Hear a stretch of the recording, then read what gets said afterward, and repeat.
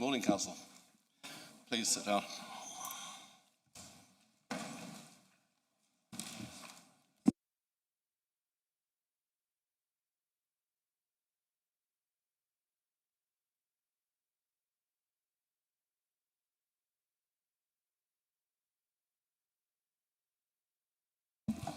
Right, we start off with prayers, and I'd like to welcome the Reverend Danny Reid, Superintendent Minister for the Lizards and Mount Bay Circuit, and I'd like to particularly congratulate Reverend Danny on becoming a bard at the Gorset Kerno Marathon last weekend.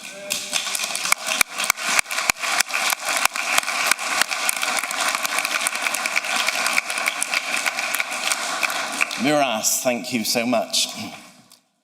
I'm imagining, like you, your desk can be one day clear and the next flooded with information. One of the things I love about my vocation is that I never know what the day is going to bring. Like yesterday, for instance, helping the police with a missing lady who we eventually found in somebody else's house, drunk as a skunk, but we found her. And also then going back to my house to realise that somebody had broken in and had let my 3 dogs out, and they were completely lost. One's a Dachshund, small legs, didn't get very far, but the other 2 were completely lost. So then it was an hour and a half in the car going up and down all these small lanes in around Helston trying to find the dog, only to discover that somebody had actually taken them to the vets. And it made me think that actually sometimes the answer is there staring us in the face. Why didn't I ring the vets first, just to see if the dogs had been handed in? It would have saved an hour and a half of stress, anxiety, and scratches up and down the side of my car. Today, as we come to council, we pray that God's grace and love might fill us, that the decisions we make today might make other decisions in the future easier. And certainly, if I'd remembered that I had them microchipped and that the vet would likely to have been the first place I would have taken a lost dog, I might remember those decisions and enable the decisions of the future to run more smoothly. I'm here as a Christian minister, and during our prayers, we're going to be praying not only to God for the peace of God's world, from a Christian perspective, but we're going to pray for all communities of faith, that they might have at their very core the understanding of love, and the understanding of love that can transform a world. We do find ourselves in a very difficult place in the life of our world, in the life of our county, and we ask for God's help to make the decisions that will enable the county to be a place of much more peace, of justice, and of freedom. So I invite you to join with me as we pray. Let us pray. Merciful and loving God, as we come before you this morning, we are grateful to you for our world, our county, for all that we love about the place we live. We thank you too that you have called us into positions of responsibility to make wise decisions, responsibility to treat our world with fairness and justice, responsibility to take seriously the call to be wise in our use of the earth's resources. Today, as we meet, we ask for your wisdom. We ask for grace in how we deal with one another. And we ask that your love might be at the heart not only of our existence, but of this council chamber. Today, as we meet, we pray especially for the royal family, especially on the occasion today of the funeral of the Duchess of Kent. We ask that you would bring to that family your comfort and your strength.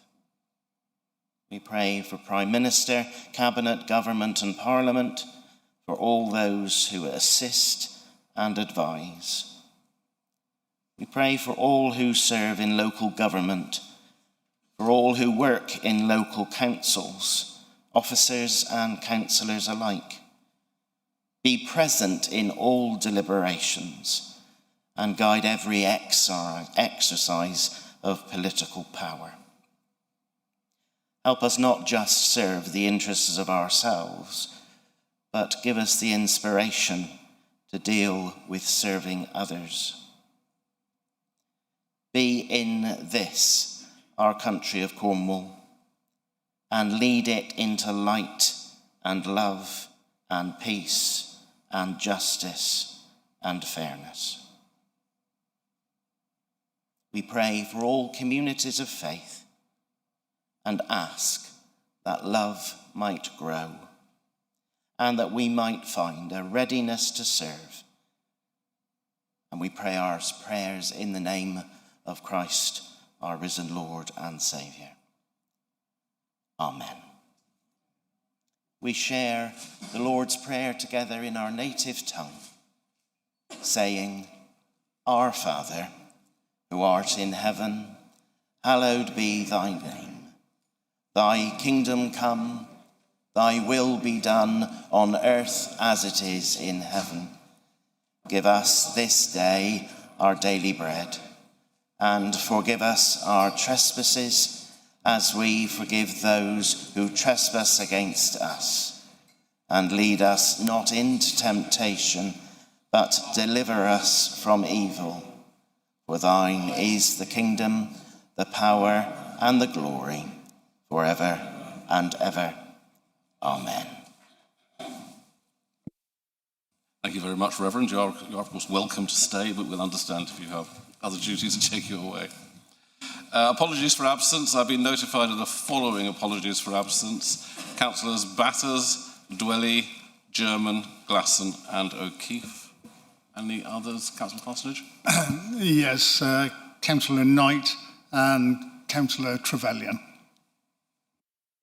Knight and Trevelyan, thank you very much. Anybody else? Councillor Painter? Thank you. Councillor Rich is dealing with the aftermath of the fire at the community centre last night, so he's had to pop out, but we'll be back again soon. Thank you. Okay, thank you very much. Councillor Clements? Councillor Dave Sawnby is a late arrival. He's attending an appointment and he will be along as soon as he can. Lovely, thank you. Anybody else? Is that it? Thank you very much.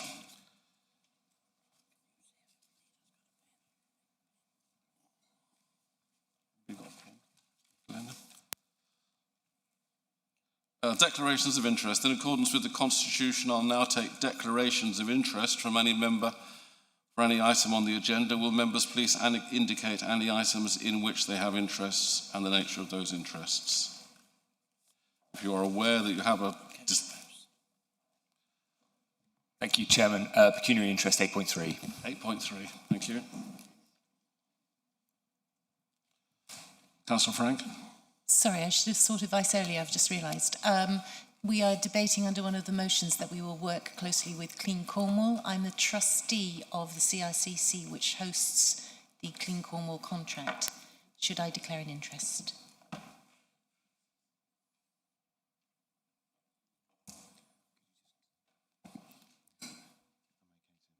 Sorry, Councillor Frank, could you just repeat that? Yep. So I'm under one of the motions to be debated today. The recommendation is that we work closely with Clean Cornwall. I'm a trustee of CICC, Cornwall Rural Community Council, charity, which hosts the Clean Cornwall contract with Cornwall Council. It's a pecuniary interest. So yes, okay, I declare an interest then. Thank you. Then move on to item 4, Chairman's announcements. They're out there in your package. You'll see that we've been to a number of places and advice. Oh, right, do I have to read them all through? Oh, right, okay. Fortunately, we didn't manage to get the Vice Chairman's travels in there, so it'll be a bit shorter, but he's been lots of places too. Since the last council meeting, I have the privilege of representing the council and supporting civic duties at a number of significant events. I assisted the Lord Lieutenant in presenting an MBE to Mr. Leslie Lippert, recognising his service to the Jewish community in Cornwall. I attended, along with the Vice Chair, Cornwall Fire and Rescue Services pass-out ceremony at Tolvaden, celebrating the achievements of 12 newly qualified firefighters as they embark on their vital public service careers. I travelled to Morwenstow to commemorate the 150th anniversary of the death of Parson Hawker, Reverend clergyman who penned Trelawney and introduced the Harvest Festival to the church calendar. I welcomed a delegation of visitors from Boppard, Germany to Liskerno, offering them a guided tour. I had the honour of meeting Her Majesty the Queen Camilla during her visit to Cornwall, and I welcomed her in Truro, where she marked the 25th anniversary of Shelterbox, a Cornwall-based charity with global impact that I think we're all very proud of. I attended BBC's Radio Cornwall Community Awards, celebrating individuals across Cornwall who've gone above and beyond in service to others, and it was a remarkable event. I participated in the monthly citizenship ceremony at Liskerno, where 22 individuals were formally granted British citizenship on a moving and joyful occasion. And as I've mentioned, I attended the Gorset Kerno ceremony in Marizan, where against the stunning backdrop of St Michael's Mount, 22 new Cornish bards were initiated, honouring Cornwall's rich cultural heritage. I move on to the leaders' announcement, number 5. Thank you, Chair. Ooh, this seat doesn't move. The political party conference season is upon us, and before Parliament recesses later today, the English Devolution and Community Empowerment Bill has its first consideration at the committee stage.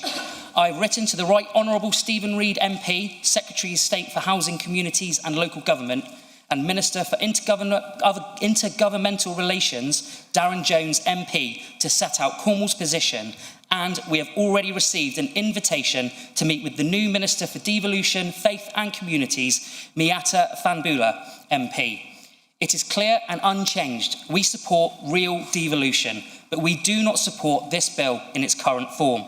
As drafted, it does not deliver the genuine powers or funding that Cornwall needs unless we agree to become part of a combined authority under a mayor.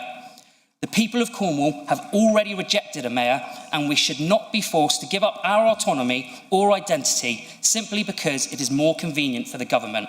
So to members heading to your party conferences over the coming weeks, I urge you to please use your platforms and make the case that Cornwall needs more from this bill, devolved powers that are clearly and directly for Cornwall and not conditional on us being absorbed into a wider regional authority with Plymouth or Exeter at its heart.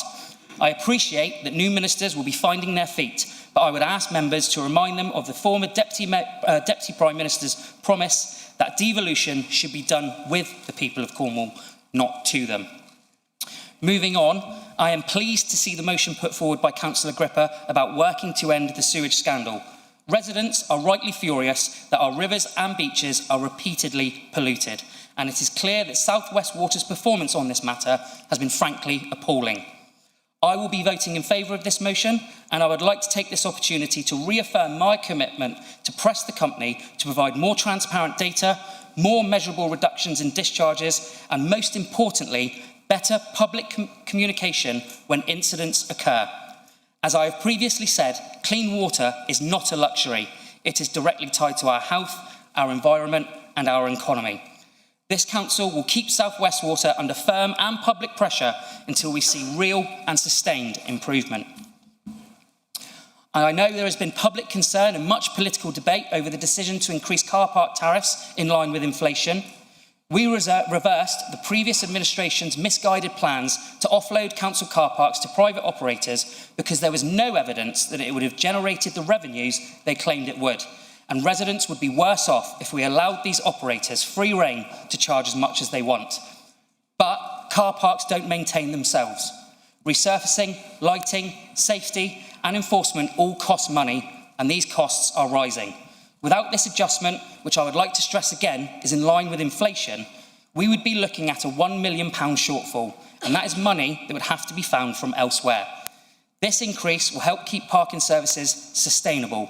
We will continue to consult on wider parking initiatives to make sure that we balance fairness to residents, support our town centres and the financial stability needed to maintain and improve that service. And as all members have had, Councillor Rogerson has asked for comments on your local car parks on what we can do to help your communities. Lastly, I'm pleased to announce that from October, as part of our commitment to making this council more open, more accountable and truly member-led, we are moving ahead with the proposals for individual cabinet member decision-making in public.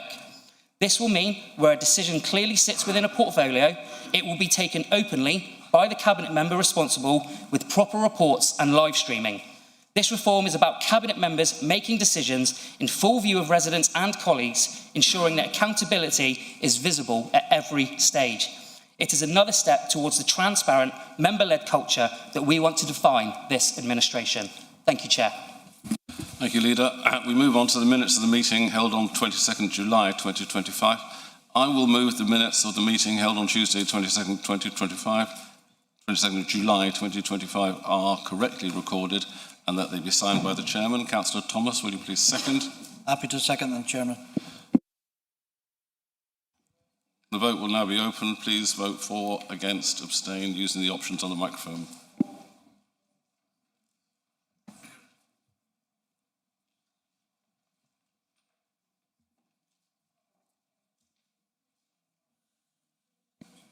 Yes, right.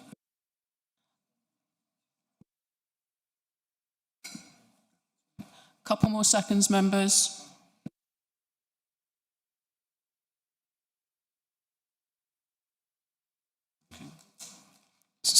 Vote closed. Thank you. They're passed. So we now move on to questions from the public. I'd like to take this opportunity to remind everyone that, as agreed by Council, up to 30 minutes be given for questions from the public. I'll be asking the public to read out their questions, but where the member of the public is not present, my Vice Chairman will read the question. At my discretion, a questioner who has put a question in person may ask one supplementary question without notice to the member who replied to the original question. Any supplementary question that is put must arise directly out of the original question or the reply. Today we have 5 questions. Firstly, question number 1 from Mr. Kimber, who is in attendance. Welcome, Mr. Kimber. Would you like to put your question, please? Good morning, Chair. Sorry, I have to lean down to get to the microphone. Mr. Kimber, you can sit down if it's easier. It's quite difficult for tall people, I know that. Councillor Rouse will know how it feels to be 6'4". The previous administration was successful in getting a multi-million-pound deal for the airport at Newquay. With the administration failing to give any real detail on the airport, can the Cabinet member please provide a full update on what is going on and why, and will they keep the previous deal? Thank you. I'll ask Councillor Frost to reply. Thank you for your question, Mr. Kimber. I'm answering because Councillor Dwelly is not in attendance today. As I confirmed at the first meeting of the new Cabinet in June, Project Cornwall, undertaken by the previous administration, would be closed. This had sought a single investor to form a joint venture with the Council, and whilst a preferred partner was found and a deal proposed, this was not completed because it did not align with the Council's requirements. In July, Cabinet approved a new direction that will see a development taken forward by Cornwall Airport Limited as part of the Cornwall Council-owned cooperative group of companies. This report to Cabinet provided details of the process that has been undertaken through the previous administration and included a development plan or strategy that sets out the parameters and objectives of the new approach. Work is already underway to identify businesses and developers looking to invest, build or collaborate at the airport, with more than 20 expressions of interest currently being considered. Additional capacity is being brought into the team at the airport to progress this work and maximise opportunities to attract investment. This administration has committed to an open and continuous engagement process to inform the future development of the airport and the adjoining land. A first step in this process has been the reinstatement of the Airport Consultative Forum, with the first meeting held on the 28th of August. A wider programme of engagement will be established when work commences on a new master plan for the site. Thank you, Leader. Mr. Kimber, do you have a supplementary question? No, Mr. Chairman. Thank you. We then move on to question number 2 from Mr. Hurley of Hale, who is not in attendance. So I'll ask the Vice Chairman to read the question. Thank you, Chairman. Roughly a year ago, in response to concerns that good quality land was being lost to solar farms, Cornwall Council commissioned a land review. Has any progress been made, and when do you expect it to be completed?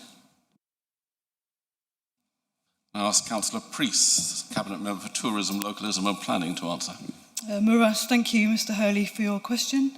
That work was commissioned in accordance with the resolution and agreed with the proposers of the motion. This has been undertaken over the last few months, and we expect to be able to report the initial findings at the Growth Board on the 9th of October.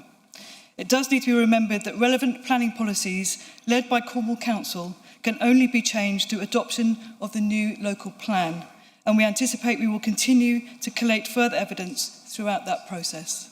Miras. Thank you, Councillor Priest. Question 3 is from Mr Brown of Mevergissi, who is in attendance. Welcome, Mr Brown. Would you please put your question? Thank you. Yeah. Can the Council confirm if it has an operational plan in place to assume new powers should Cornwall be granted Fifth Nation status? And if so, will this plan be shared publicly to demonstrate readiness, transparency, and how it will impact governance and local services? Thank you. Councillor Frost, Leader, we're back to you. Thank you, Mr Brown, for your question. It gives me further opportunity to be crystal clear on this matter. This is about requesting the government to formally recognise Cornwall as a nation of the United Kingdom. No more and no less than that.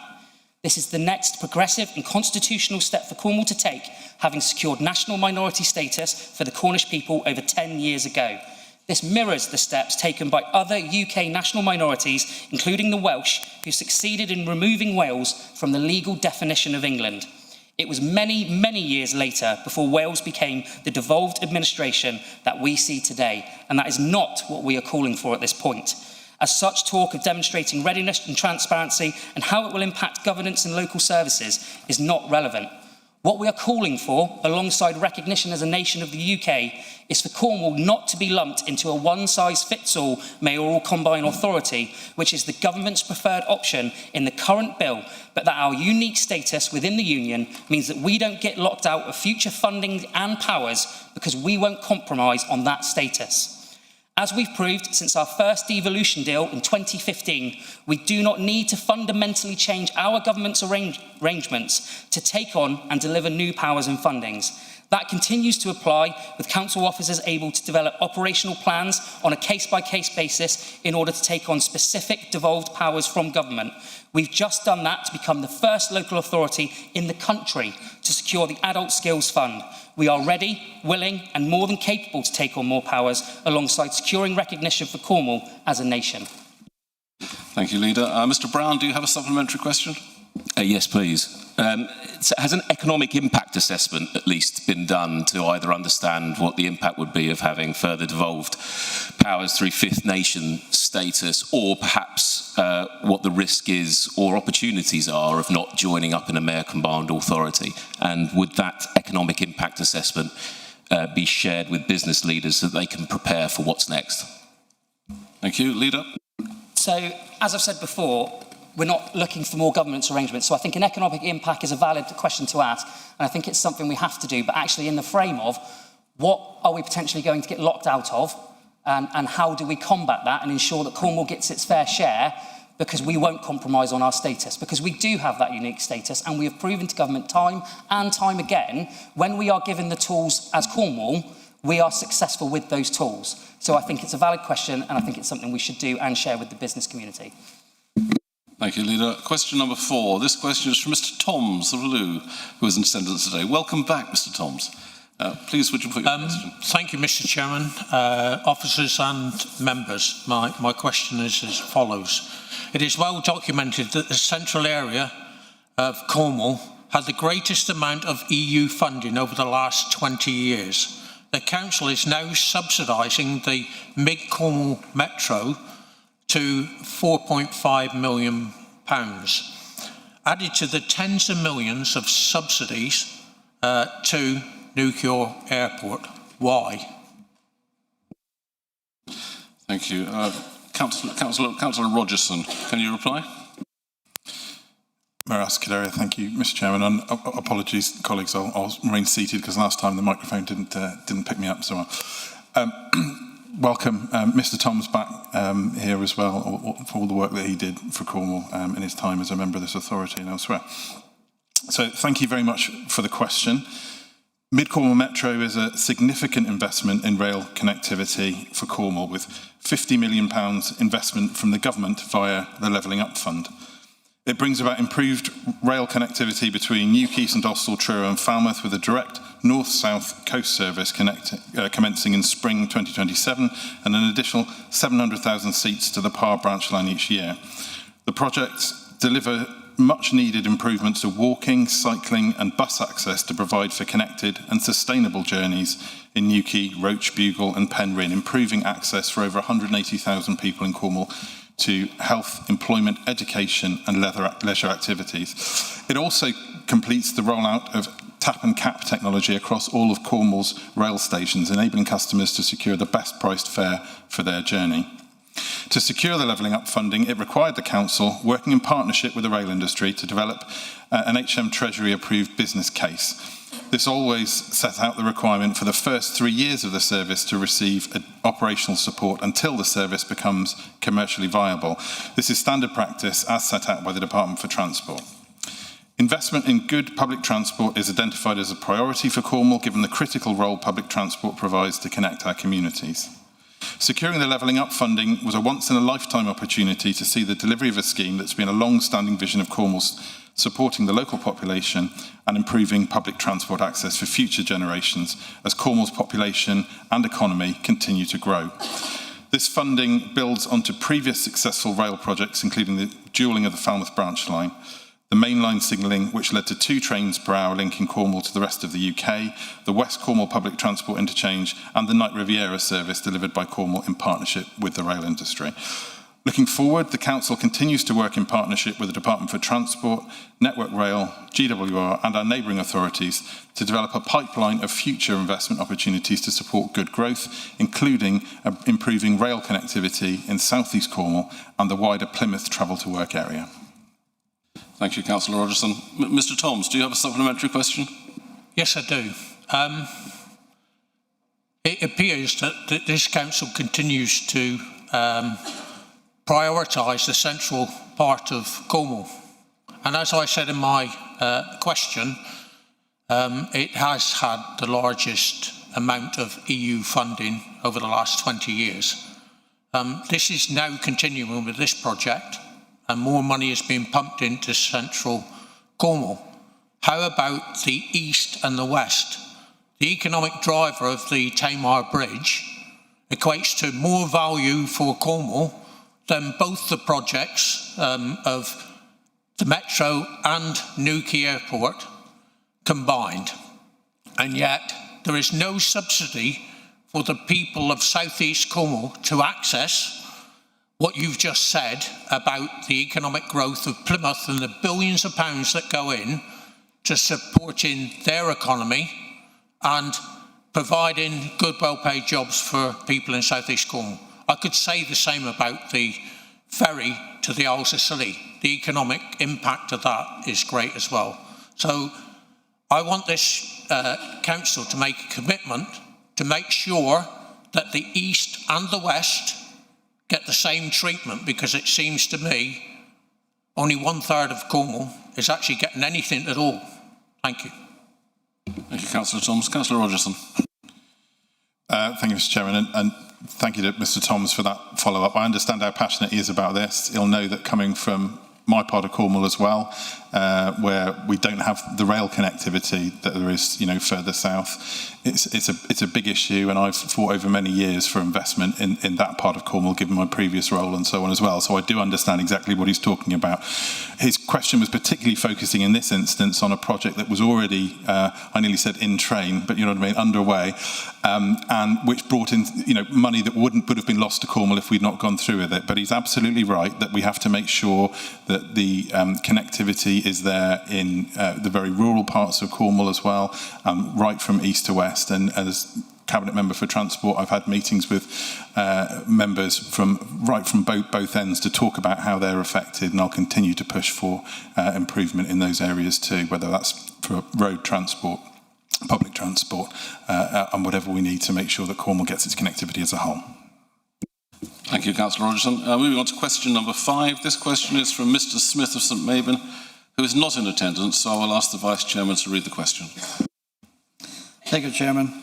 The latest parliamentary petition calling for Cornwall to be recognised as a nation was backed by the Council using taxpayers' funds.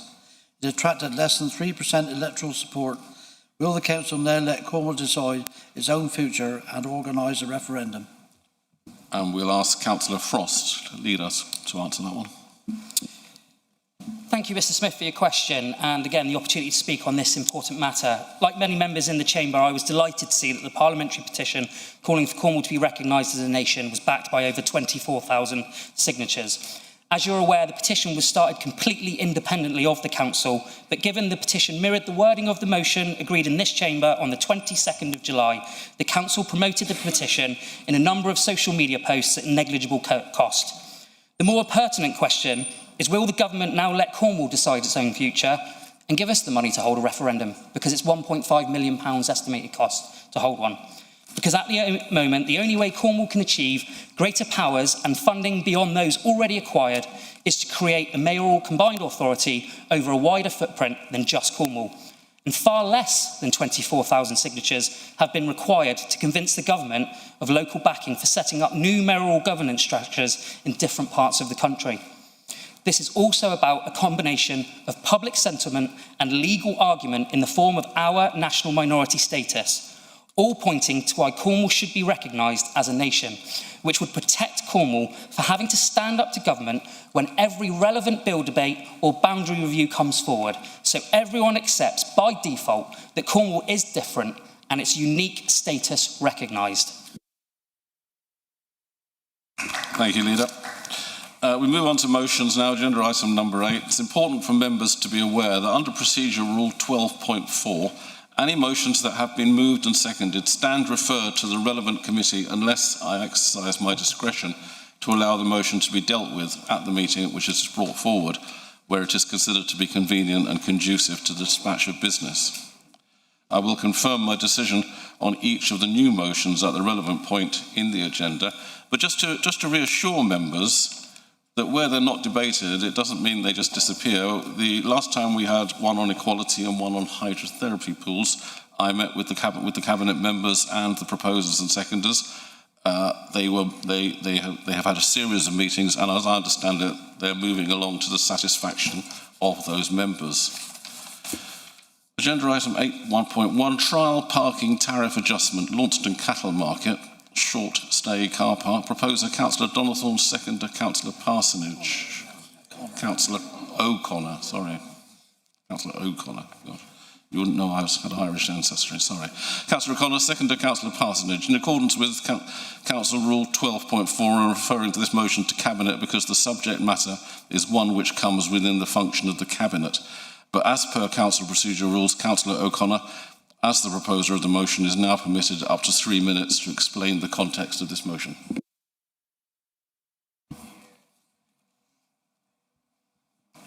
Mr. Chairman, members, officers, thank you very much for this opportunity to present.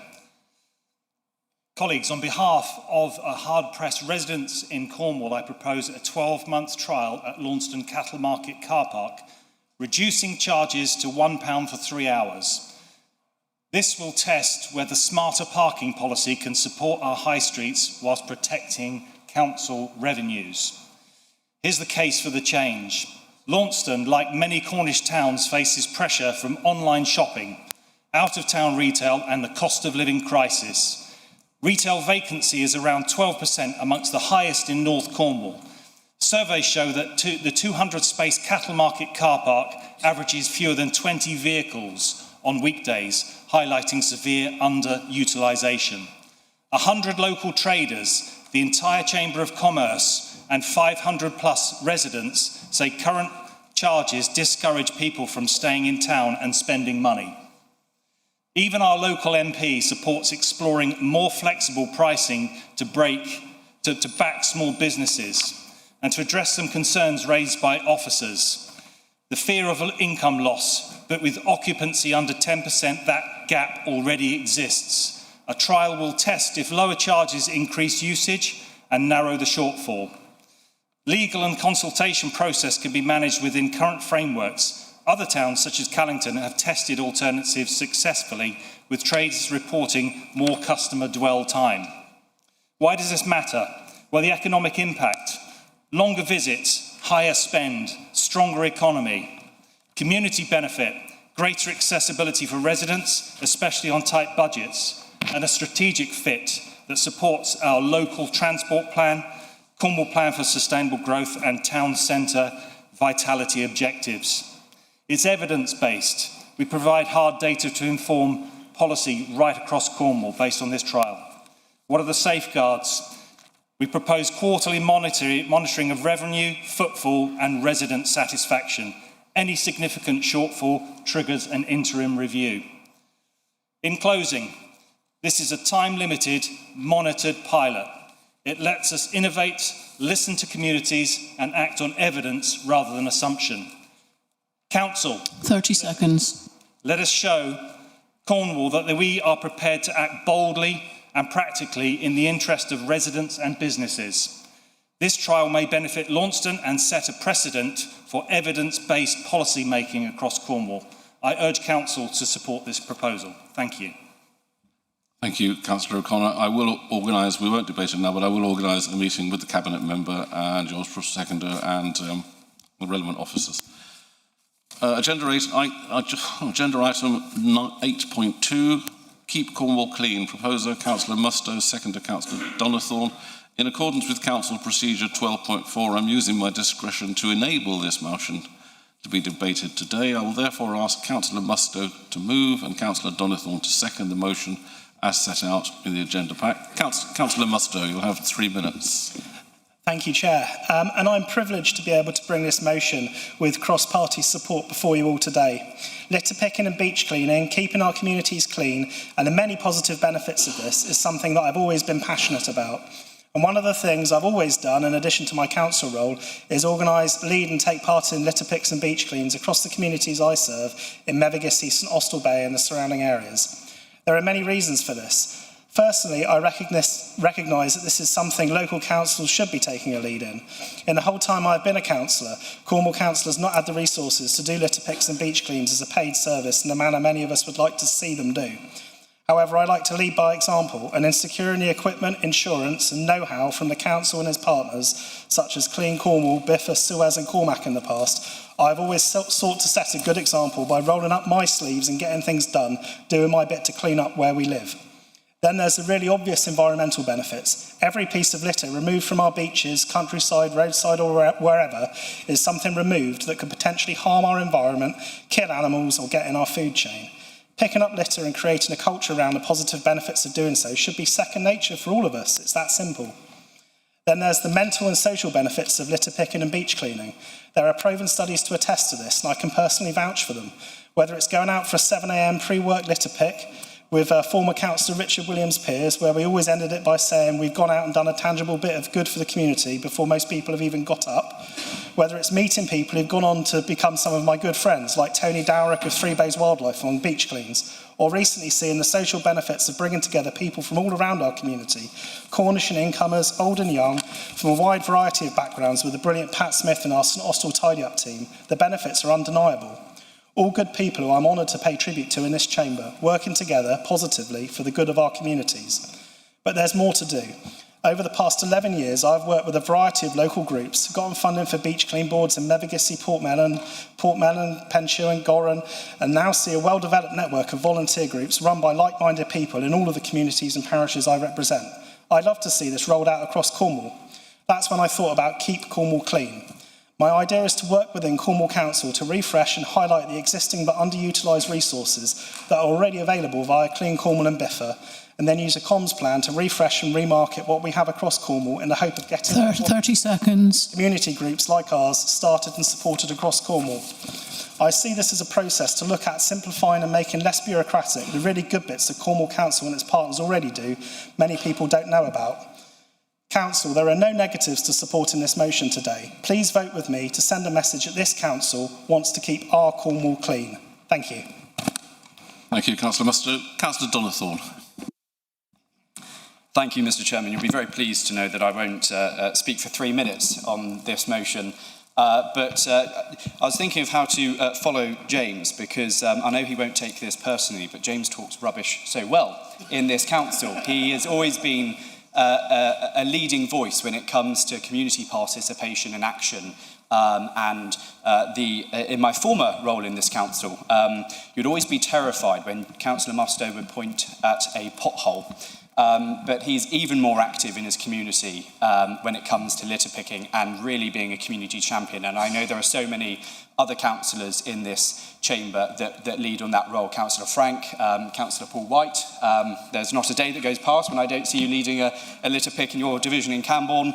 And I think this motion can bring us together. It also follows on a wider pattern of motions that really work hard to try and improve our natural marine, coastal and environmental communities around Cornwall, following upon, of course, the motion by Councillor Moore at the last council meeting. So I hope that this motion can get cross-party support. I'm confident it will. But I want to thank James for bringing this motion to the council and all of the other supporters of it, because I think there are few times in this council chamber when we often can speak with one voice on a cross-party basis, but I hope that is for this motion today. Thank you very much. Can members raise their hands if they wish to speak so we can collect them, and keep your hands up? Ready, Joanna?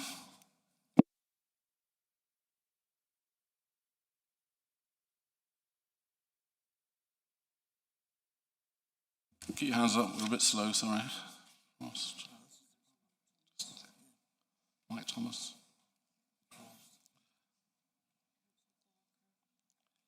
Dean Evans.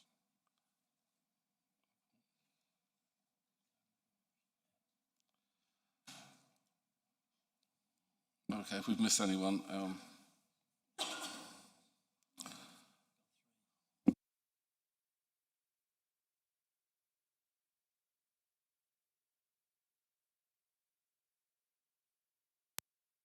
okay, so we've got Councillor Joanna Kenny start us off, and then Councillor Mike Thomas. Joanna Kenny. Okay, thank you, Leader. I can't imagine that anybody's going to actually vote against this. I'm just struggling a bit to find out what's different to what's happening at the moment. I mean, we've had something called Newquay Clean for years in Newquay, and it's exactly what you're talking about. It's working with Cornwall Council, working with Clean Cornwall, working with the voluntary community groups. I think what you're saying is absolutely right. I just can't quite see what's different. Thank you. Councillor Mike Thomas, then Councillor Rich.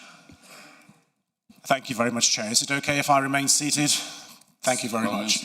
This is a lovely motion. How lovely to also follow Councillor Donathorne and Councillor Mustoe. What a wonderful joy.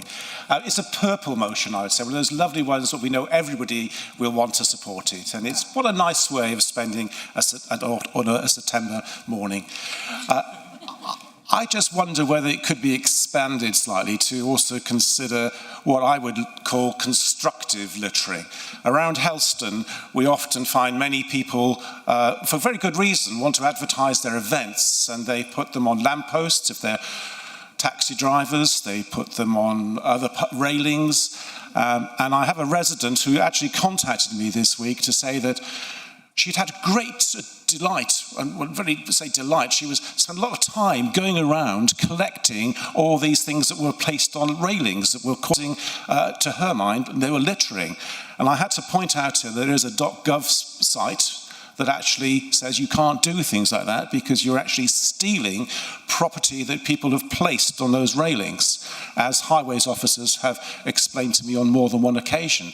So I think the potential here to actually do something, working with our parishes and our town councils, to actually do something of more of a dynamic nature, because everyone's going to agree with this particular motion, there's no problem. Let's add a bit of substance to it, and let's find a way of getting rid of this constructive littering. Many of us remember that famous phrase on a poster, bill posters will be prosecuted. I'm not sure he ever was, but the issue is, we need to make sure that this constructive littering stops and the people who put these notices are held accountable. And I know it's a nice, interesting legal area, and I'd be very interested if our legal officers could give us some guidance as to whether any of our residents are in danger should they go around collecting notices that they think, and often they're correct because they're out of date, are they committing an offence by actually removing these notices, which are littering our streets so obviously. So are you proposing an amendment or just asking for... Well, that's an interesting idea. Would that work? It's not my idea.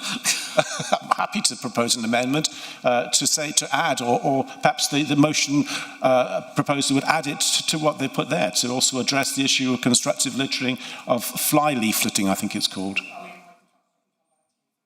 Thank you, Councillor. Thank you, Chair. Well, right, we'll hold that in mind and we'll come back. Councillor Rich, followed by Councillor Frost. Yeah, thank you, Chair. Thanks very much, Councillor Musto, for bringing this motion to full council. Of course, I wholeheartedly support it. I remember when I was first a member of this authority, Clean Cornwall was actually, I think, was actually an in-house service. Due to austerity sort of reasons, it went into. Fortunately, it was picked up by Cornwall Rural Community Charity, and it still is part of CRCC, which is really good. It's an incredibly valuable organisation in Cornwall. I think the main reason, because it sort of facilitates a huge amount of litter picks all around the duchy. It's not run with a lot of resource, but in terms of bang for buck, it's brilliant. And personally, I think we should do everything we can to support Clean Cornwall, because the benefits are probably worth thousands, tens of thousands, hundreds of thousands, if you consider the amount of litter and rubbish that's picked up by volunteers. And you very eloquently explained the other benefits of doing litter picks. The mental health side, the community cohesion side. So, there's not much more for me to add. I'm going to say just as that I'm happy to support it. I did actually go down to St Ives recently to their community orchard, and I met with Clean Cornwall. We did a litter pick, in my own ward as well. We do these activities, and they are hugely beneficial. But I think it's not just the money; it's the people as well that make this happen. It's the volunteers that go out and do it. And I'd like to sort of I think we should really, really bear in mind anything we do put into this, anything that Cornwall Council commits to over the next 4 years, the administration, it wouldn't, it's not just money that makes these things happen, it's people power. And it's, so thank you, James. Thank you. Councillor Frost, then Councillor Evans. Yeah, thank you, Chair. I'm happy to support this motion. I just thought I'd highlight a bit of truth on everyone. A really interesting fact is this council spends £9 million per year on street cleansing. Now imagine if the portion of that people picked up their litter and took it home with them, or put it in the waste collection bins, how many millions of pounds we could save, or actually put to something else that we desperately need in our council to spend on, be it lining our streets with white paint, or collecting more bins, having more bins. But we don't do that. We're extending our Zone 1 areas, actually, because they only focus tightly on the town centres. Imagine if we could expand that area to do more work to improve public realm. But we can't, because we're having to pick up litter on our highways. That's part of our council taxpayers' money. So my sort of message to everyone out there is pick it up and take it home, or put it in a bin, because you're actually wasting taxpayers' money by throwing it on the floor. And I think that's really important. And I would also be remiss, as this motion focuses on a lot of the good work going on in St Austell, to highlight the Bodmin Tidy It team that also do fantastic work in the Bodmin area. Other Tidy It teams are available. Thank you, Leader. Councillor Evans, then Councillor Laborde. Thank you, Chair. Very interesting, Councillor Frost's response. With more than 30 years' experience in the waste management industry, not only talking rubbish, but collecting it, I've done my fair share of rolling up my sleeves to litter pick. I fully support the motion, but I'd like to point out that Cornwall Housing are presently trying to persuade town and parish councils to take over financial responsibility for litter bins on their housing estates, or failing that, remove them. I very much hope that any Cornwall-wide strategy will not include the wholesale removal of litter bins, and I think Mrs Baggott would be very upset to hear about it. Thank you. Councillor Laborde, then Councillor McGowan. Thank you, Chair. I agree with all the sentiments of my colleague here. I was quite distressed last night to find out that Cornwall Housing are removing the bins from Malabar Estate, which I represent. And Truro City Council do not seem like they wish to take up the slack. Now, one of the things we know about waste is if you keep your streets clean, then there's less chance of people littering. We're dealing with a solution instead of dealing with the problem to stop litter. And this is about more litter bins and more cleansing and more street cleaning. But from what I'm seeing, what Cornwall Council is doing with this motion is saying we're not going to do it, we're going to let the volunteer groups do it. And they're abdicating responsibility for it. And I think Cornwall Housing needs to make sure that all those bins remain in our communities going forward. Thank you. Thank you. Councillor McGowan, then Councillor Mitchell. Thank you, Mr Chairman. My point was very much the same as Councillor Evans and Councillor Laborde, so I won't repeat it, but I guess ask what this council can do explicitly to encourage Cornwall Housing to reverse their decision to remove the bins across Cornwall. Thank you. Thank you. Councillor Mitchell. Thank you, Chairman. It's not just Cornwall Housing that are removing bins. Cornwall Council is very reluctant. In fact, they won't even put new bins anywhere unless they're paid £90 a year to empty them. In St Ives, Carbis Bay and Alant, there are a number of hotspots for rubbish, and Cornwall Council won't put any bin there because they will not accept the cost for emptying it. So maybe we could look at how the £9 million, and that's great that we do that Cornwall Council could actually look and maybe work more proactively with parish councils and residents groups who are requesting for help, where the public, unfortunately, and I do not condone littering at all, but sometimes we certainly do need to make sure that there is the opportunity for people to bin rubbish. And I would also ask us to look at the actual rubbish stream.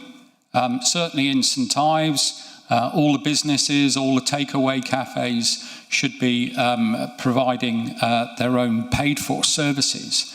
But that's just not enough. And you see bins along Wharf Road, one of the most beautiful harbours in the country, with the bins just overflowing. Now, I know we increase collection rates during the summer, but I think, yes, it is a lovely, as I think it was described, purple motion, which we can all get behind, but it actually goes a lot deeper, and I think we could do a lot more to help. Thank you. Thank you. I've come to the end of my list. If I haven't missed anybody. Sorry, Councillor Marrington.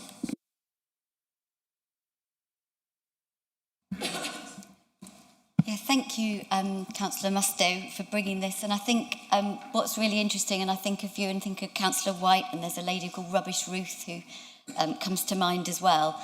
And it's really easy when you're trying to solve problems to just blame everybody and just say it looks a mess or whatever. And I think this is what really speaks to me with what you brought, is that you're one of those doers.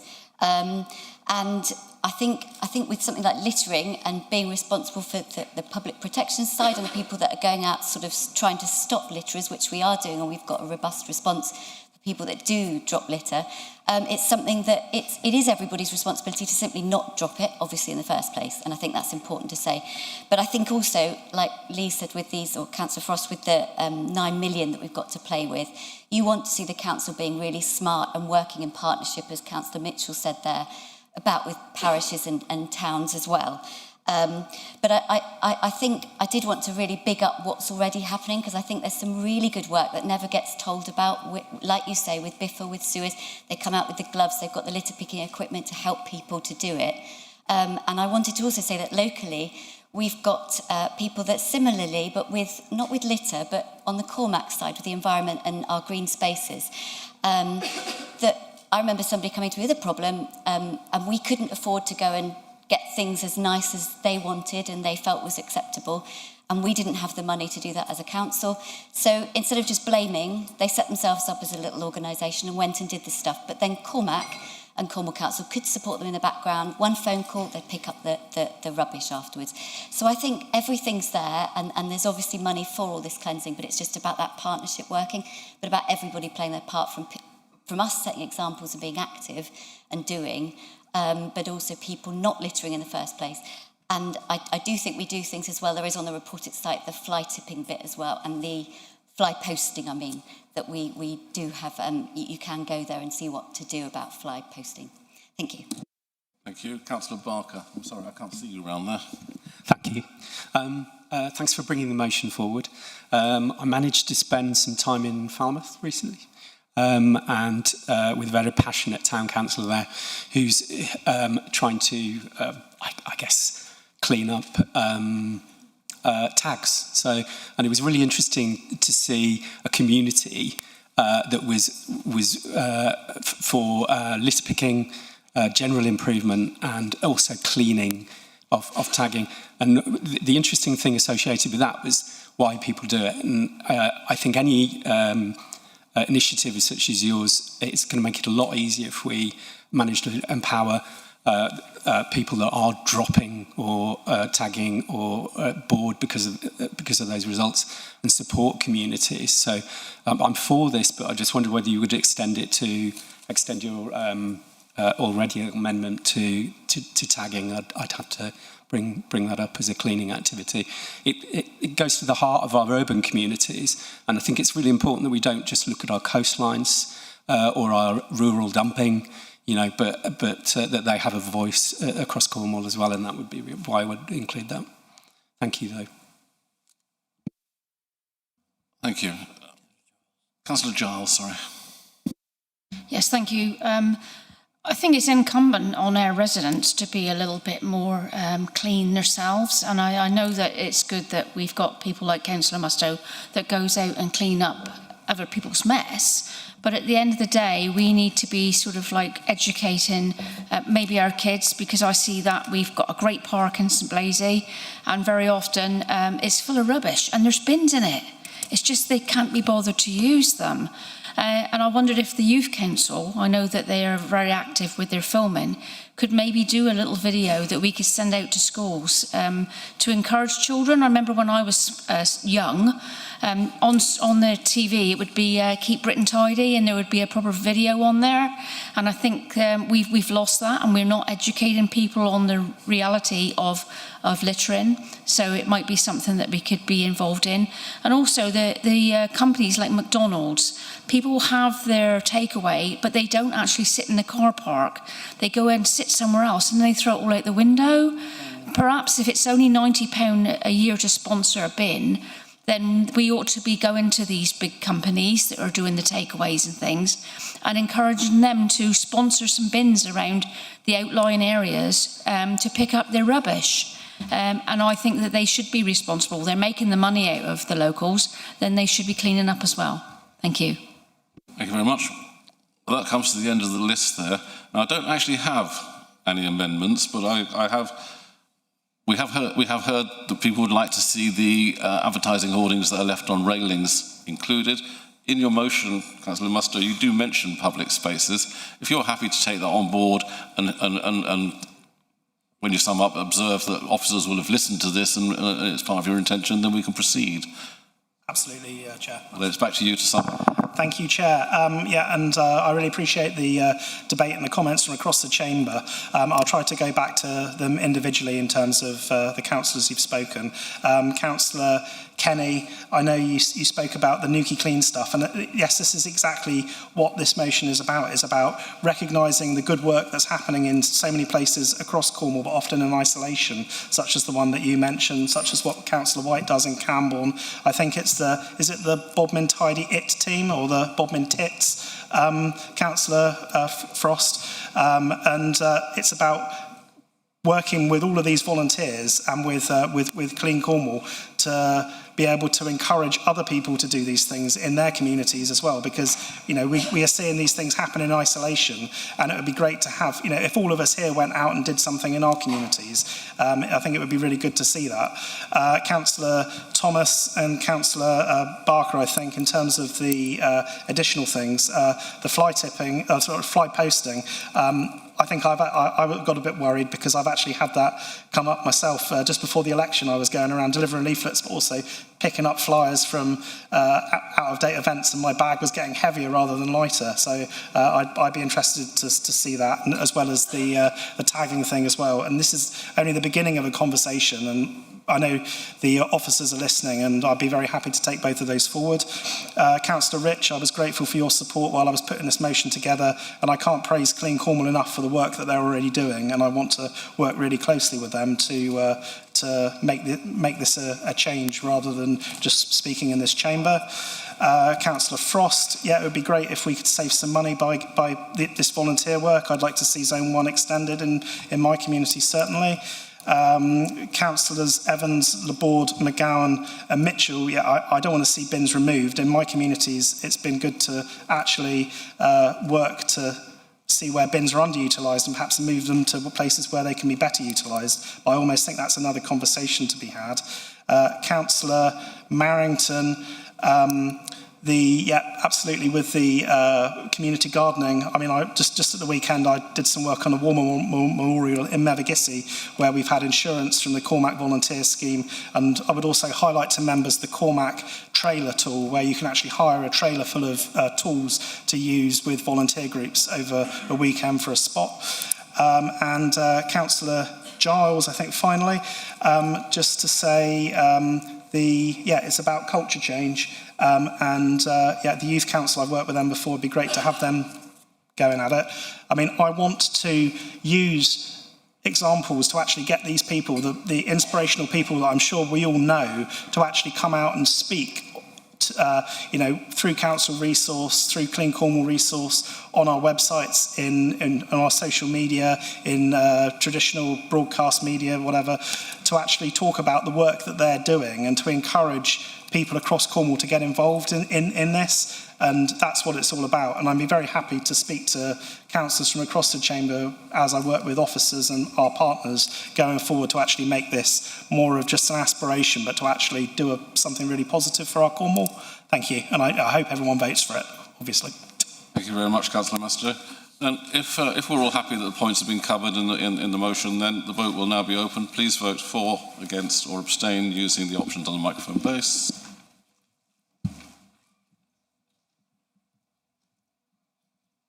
Couple more seconds. Vote closed.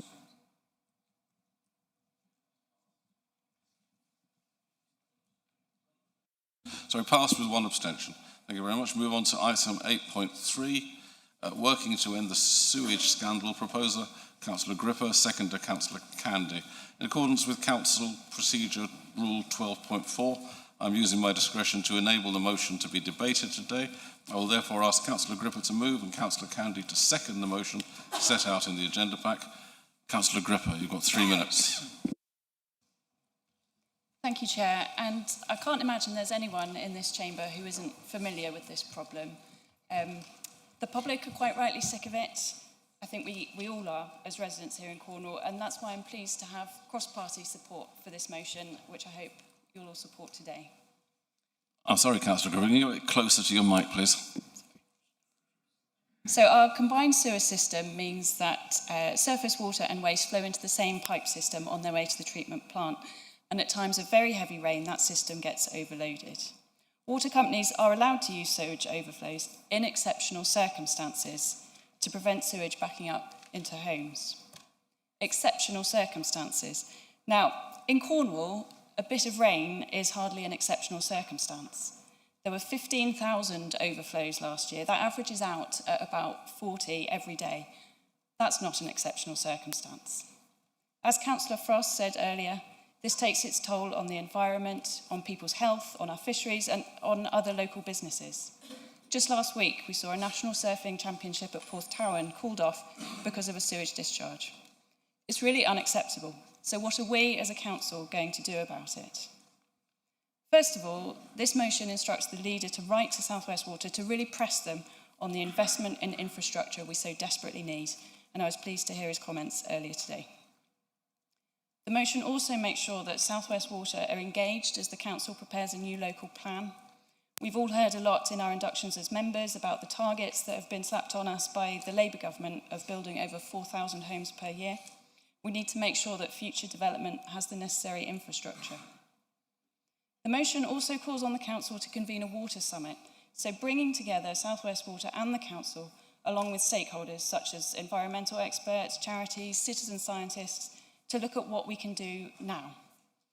And at this point, I want to say thank you to the West Country Rivers Trust for our exchanges as I was working on this motion, and to members as well who've been in touch with their comments and ideas.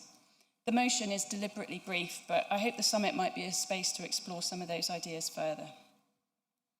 Finally, the motion creates a new voluntary role of water champion, and that's really about helping to keep the spotlight on this issue and keep up the pressure over time. So it's not just about today's debate in the chamber, but we have someone who can 30 seconds. Keep pressing. Nearly 2 years ago, councillors came together to support a motion for the ocean. Let's make a clear statement as a new council today that sewage pollution needs to stop, that we're willing to play our part, but that South West Water must play theirs. Thank you. Councillor Candy. Thank you, Chair. I'm passionate about this motion because when I retired from farming, I learned to swim. And all of us know that being a councillor is difficult for mental health. And I support mine by going sea swimming all the year round. But it has its challenges, more than just the waves of what Mother Nature throws at us in the sea, but what is also happening with pollution. And those challenges have ended up on the doorstep of South West Water because they inherited a Victorian system with combined foul water systems, and they are expected, as the proposer has said, to absorb the cost, rather than the house builders, of connecting main sewers to new developments. But they, like the rest of Cornwall, need to prepare for climate change and the huge storms that we're going to get in future, like the one on August the 29th, which caused flooding in many of our areas, not just from tides, but from water running off the land. The new chief executive must, in my view, prioritise customers and the environment over shareholders. We must improve our sewage system capacity. However, South West Water have been doing some things right. Their WaterFit Live system is used by many people like myself who either swim or use our seas for surfing or other purposes to show where the combined sewer outlets have caused pollution on the tributaries as well as just in the bathing waters. And of course, Surfers Against Sewage have championed this cause for years. 30 seconds. We have a new opportunity, Council.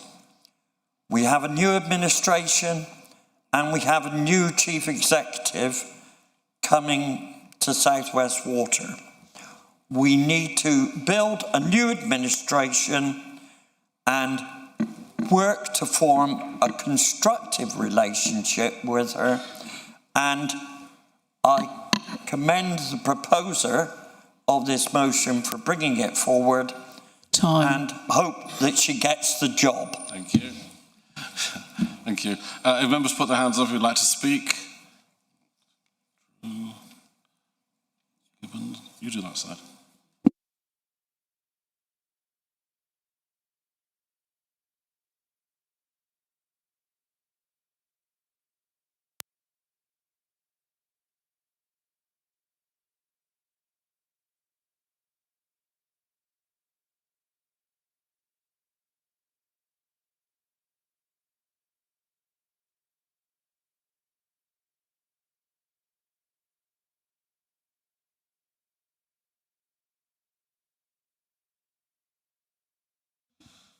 Thank you, members.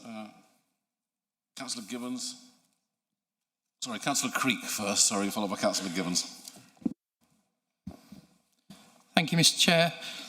As Mayor of Newquay, I led Newquay Town Council into what I believe was the UK's first partnership with a water authority to work with them to reduce the impact their infrastructure was having on our community, as well as educating our wonderful visitors to our town around how to appropriately use our systems by not dumping things like wipes, exacerbating the wider issues that system causes. Unfortunately, after a lot of hard work by town councillors and officers in Newquay, South West Water disappeared from that arrangement, and we continue to try and work with them.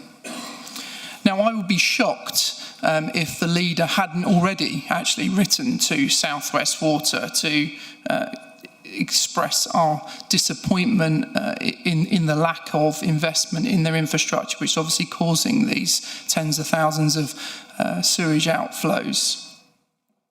I think it's one of the most important issues that faces our communities, and especially those like Newquay, Newquay has the largest population of any town in Cornwall, and has the largest number of visitors to our town.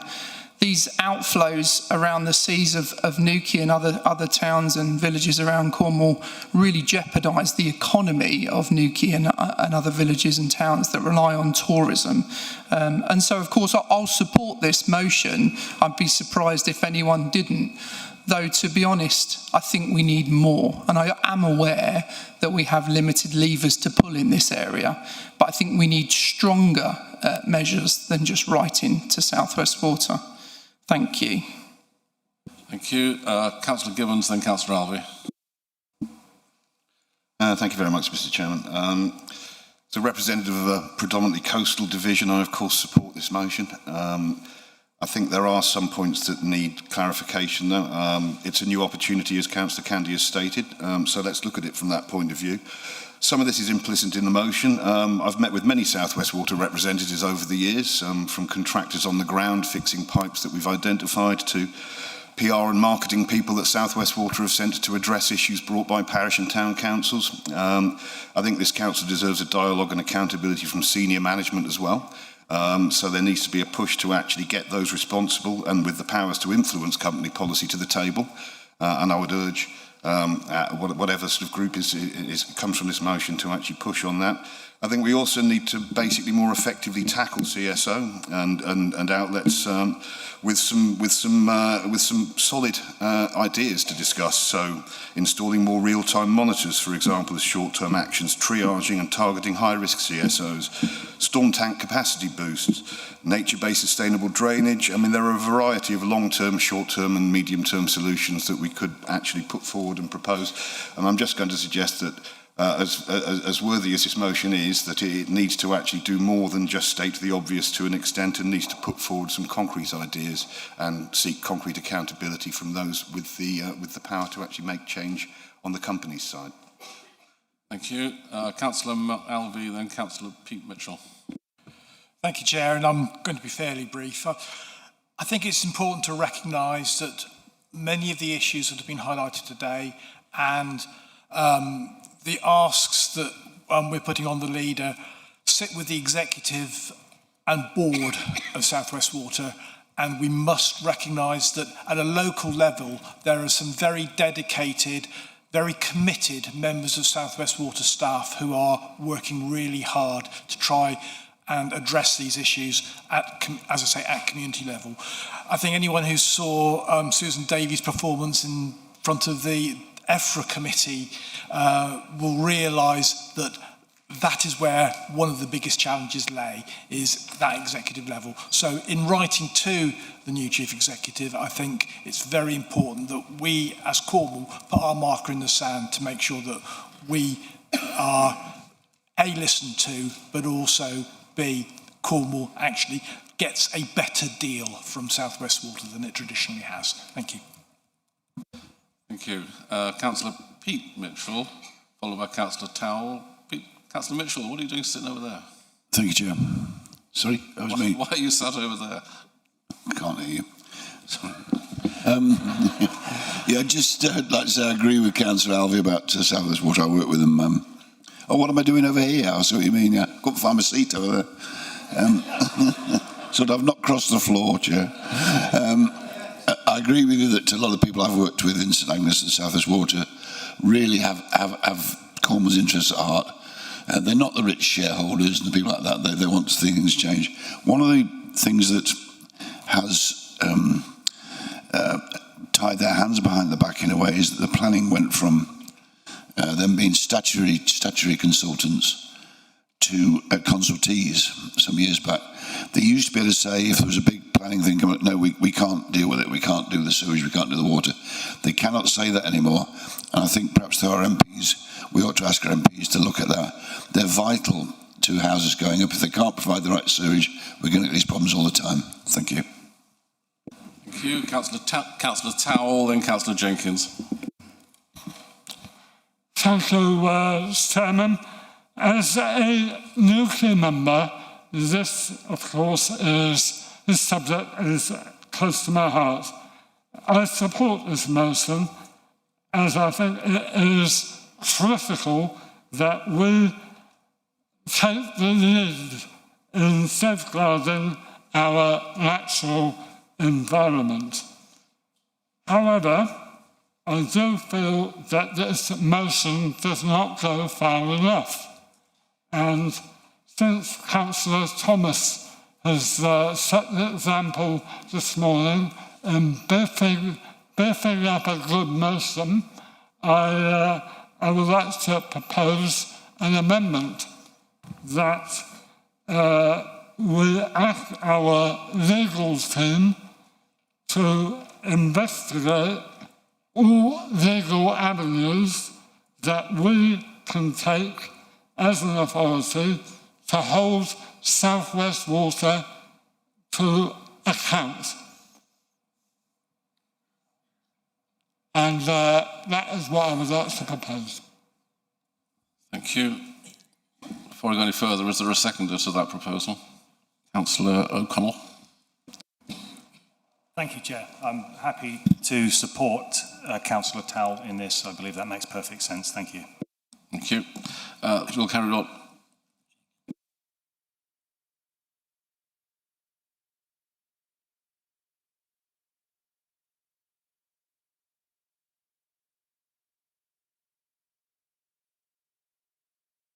So what we have to do now is move on to the amendment and discuss the amendment before we carry on with the discussion on the main motion. So first off, anyone want to speak on the amendment that we ask our legal team to find out whether there are any legal means to hold South West Water to account? Anyone want to speak on that before we go on? Councillor Barker, is that? Councillor Barker?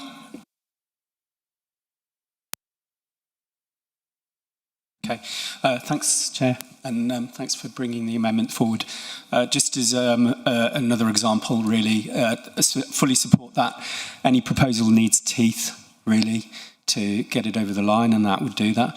The other example I've got in the local villages from Newlyn East, which is there's excessive outflows, there's disruptions in the community with lorries going up and down on their busy periods. There's diesel generators going in to pollute further. It feels like that by adding this, what you're doing is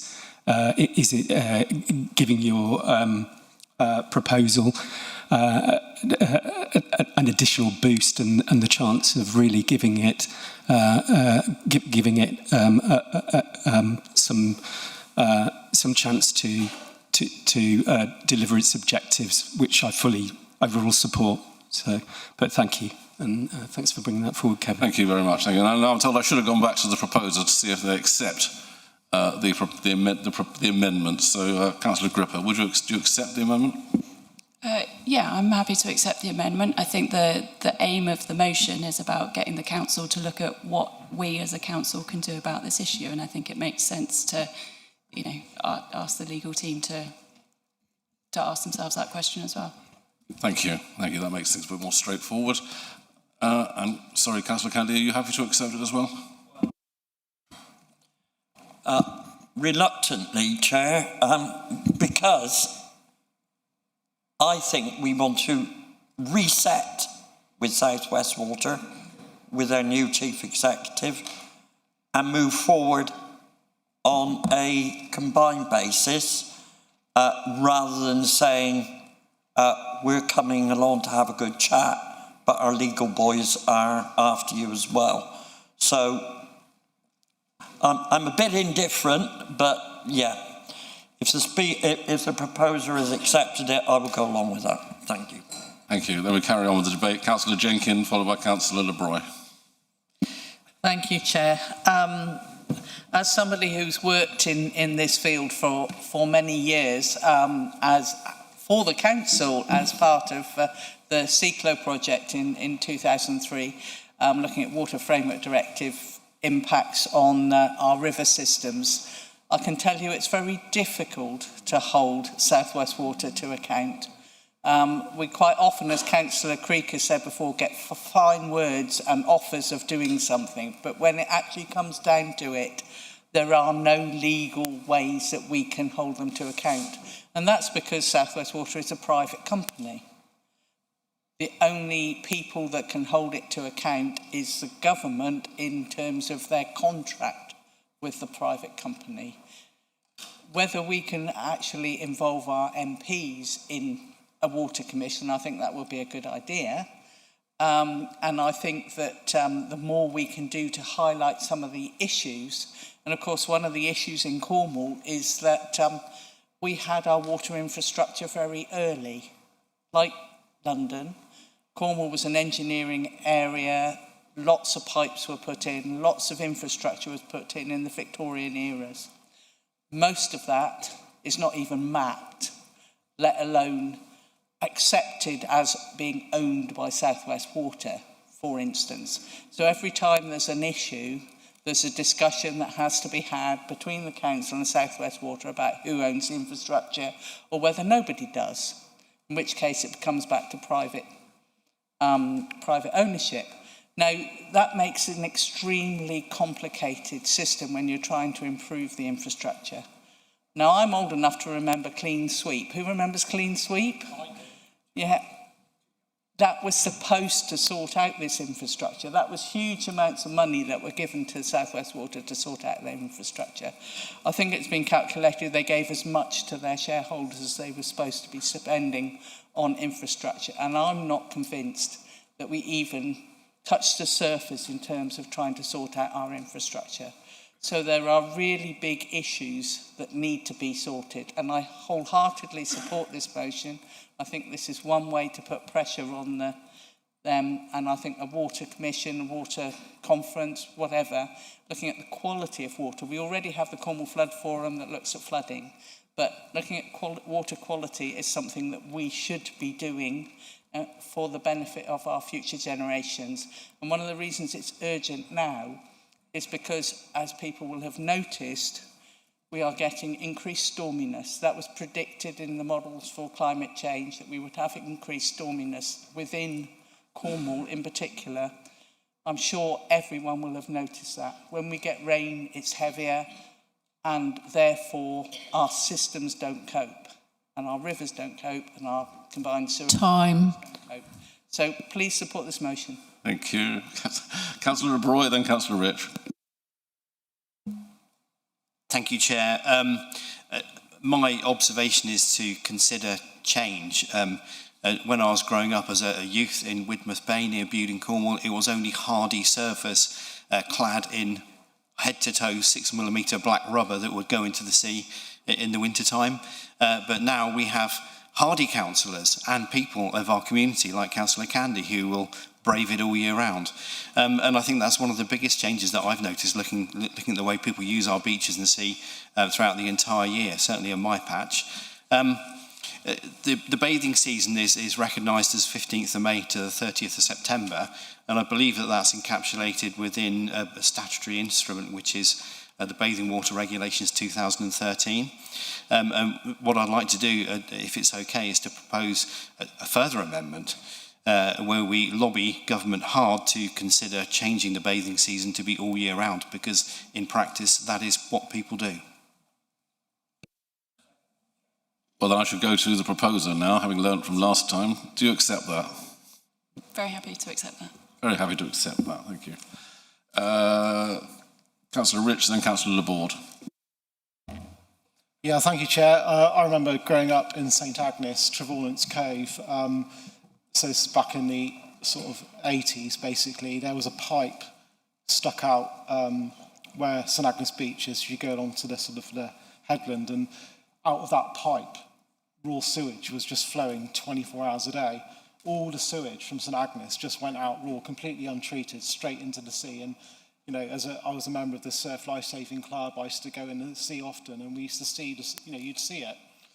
So,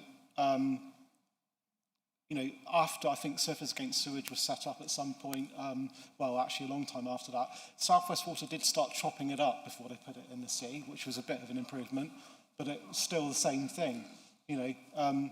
What I'm trying to say, members, is I'm trying to be serious, is that there have been a lot of improvements, but along with those improvements, so have our expectations changed as well. We don't expect to go in the sea and to be at risk of contracting a serious disease. You just don't want, you don't want that happening to anybody. And for me, my major concern presently is that there could be people wanting to go in the sea to do some wild swimming. They could be vulnerable, susceptible to illnesses. Now, I think they have a right to know what they're getting involved with if they get in the water. And at the moment, Cornwall Council does have a range of statutory, regulatory things that it can do, including legal aspects, including holding South West Water to account. They are also the duty holder for putting up signs on beaches. They liaise with lifeguards if there's a sewage spill. It's important to remember, though, it's not just South West Water. When there is heavy rain, there is runoff from land as well. There are a huge amount of complicated things that go on when you have heavy rainfall. So for me, regardless of who it is doing the pollution, personally, I think that there should be more needs to be done. I think this is, Ruth, you have put this in within the motion. It's in terms of letting people know. So, right now, all around the year, as Peter just said, all around the year, people are going in the sea. Not every beach is lifeguarded, but they are still popular. Not every wild swimming spot has some kind of, officer presence.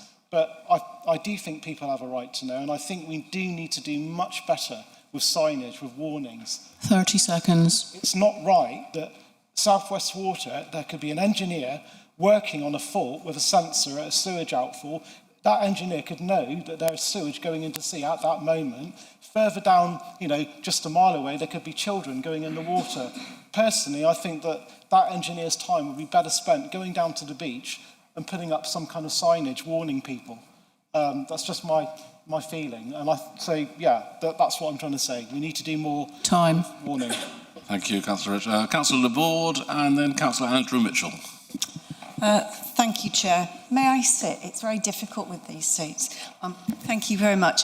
I really welcome this motion to Council. However, I think there is a huge element that is missing in this sewage scandal.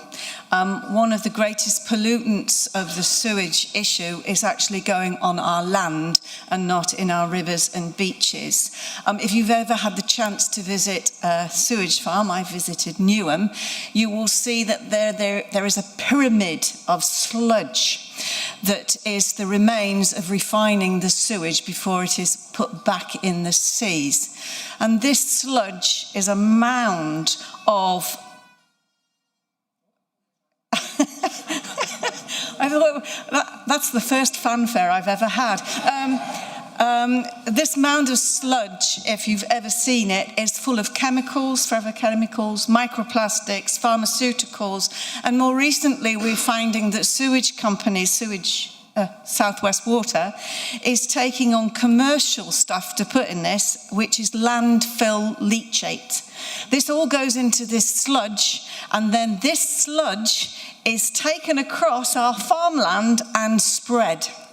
And this is a huge pollutant. It's insidious, it's very rarely mentioned, but I think it's just as important as what is going on in our seas. So I'd like to propose an amendment to reflect this, and so that this council can open a dialogue on this, because currently there are no regulations from the UK government to protect us from this polluting sludge. So I would like to propose that the council shares the public concern about sewage sludge containing forever chemicals, microplastics, pharmaceuticals and commercial landfill leachate being land banked and spread on agricultural land and entering the human food chain. It will mean certain elements of this should be changed, because it's not just rivers and beaches, it's our land as well. And I leave it at that. Thank you.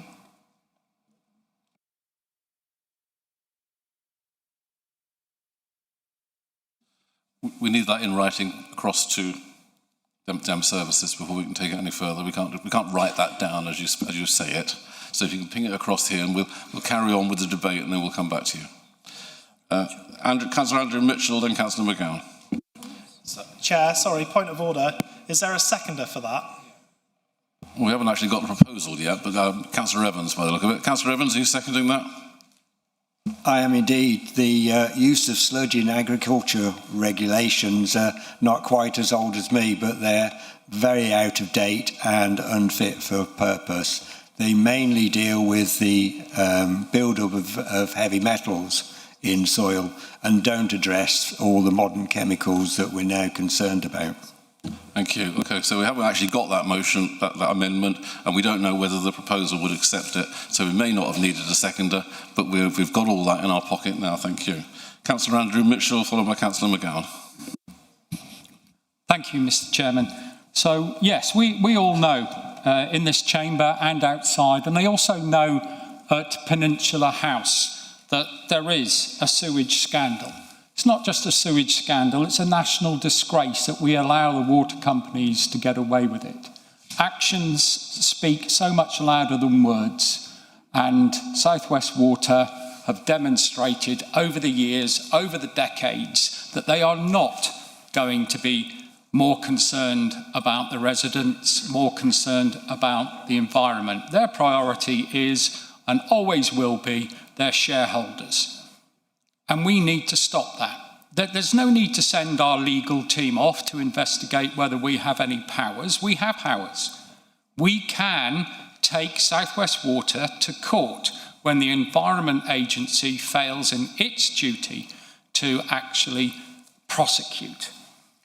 I can remember it well on my first holiday to Spain many, many years ago. And I was walking around and driving around, and I thought, oh my God, I can smell raw sewage.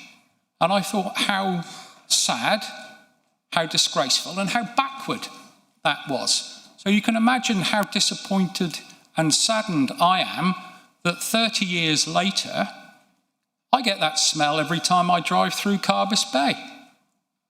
It's a disgrace. And when we had South West Water turn up, digging the road up, we all thought, great, they're going to address it. The local councillor of that moment wrote to them and said, great. South West Water response was smell what smell? Well, it absolutely stinks, and their attitude stinks. If it was up to me, we would be having a motion today to write to the government to say the only way forward is for every water company in this country to be nationalised. You look at Thames Water, they're bankrupted a fantastic and biggest water company in the country by giving all of its money to its shareholders. I totally agree with Councillor Jenkin. When and I did remember Clean Sweep, it actually prevented any house being built in St Ives for 7 years until 30 seconds. Until it was completed. So what we need to do is also add more teeth to this and insist that the government steps in and says that water companies can only give a limit of their profits to their shareholders, and the rest must be invested in infrastructure. It's the only way it's ever going to change government legislation, and come and do something that the public across the whole country, and particularly here in Cornwall, want to see happen. Thank you. Thank you. Councillor McGowan, then Councillor Webb. Thank you. Very happy to support the motion and acknowledge, I think, that the suggestion for legal review to see what powers Cornwall Council can take has already been accepted. Is that correct? Just a word of caution, potentially, in terms of the role Cornwall Council and the relationship Cornwall Council has with South West Water and the Environment Agency, and the possibility, the best chance of success in looking at improvements is through genuine partnership working, which is something that has been in place for a number of years. Acknowledging also that the Water Special Measures Bill being brought in this year by government does look to really significantly increase enforcement powers on water companies. So that's a bill currently going through Parliament at the moment, and feel that it's a government position that should really look to apply the legal pressure and enforcement from a position on water companies. Just in response to Councillor LeBroy's suggestion also around extending the bathing water season, both in terms of duration and scope, the Water Special Measures Bill is also looking to consult on this. Again, a key way to be addressed through both government policy and from a local authority perspective as well. Thank you. Councillor Webb, then Councillor Hewitt. Yeah, thank you, Chair. Emotionally, I really want, because we're debating the amendment at the moment, is whether to hold them accountable. So, No, we're still carrying on, because I think have we got the amendment now? Oh, we have it now. We're still carrying on at the moment with the debate. Okay, I'll say what I'm going to say anyway. So, emotionally, yes, I want to support holding them accountable. I'm angry, the same as everybody else, and we should be angry.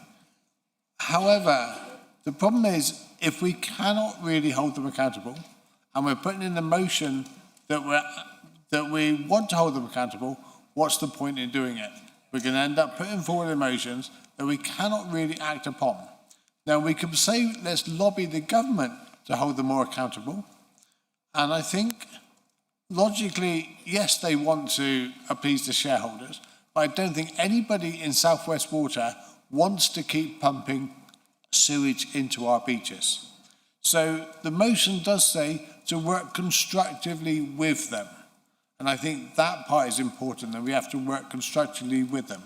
When you walk into a room with a threat as the first thing you do, I don't think that's very helpful. Thank you. Councillor Hewitt, then Councillor Parsonage. Thank you, Chair. I am not going to repeat everything Councillor McGowan said, because that was exactly what I was going to say, so I will leave it there.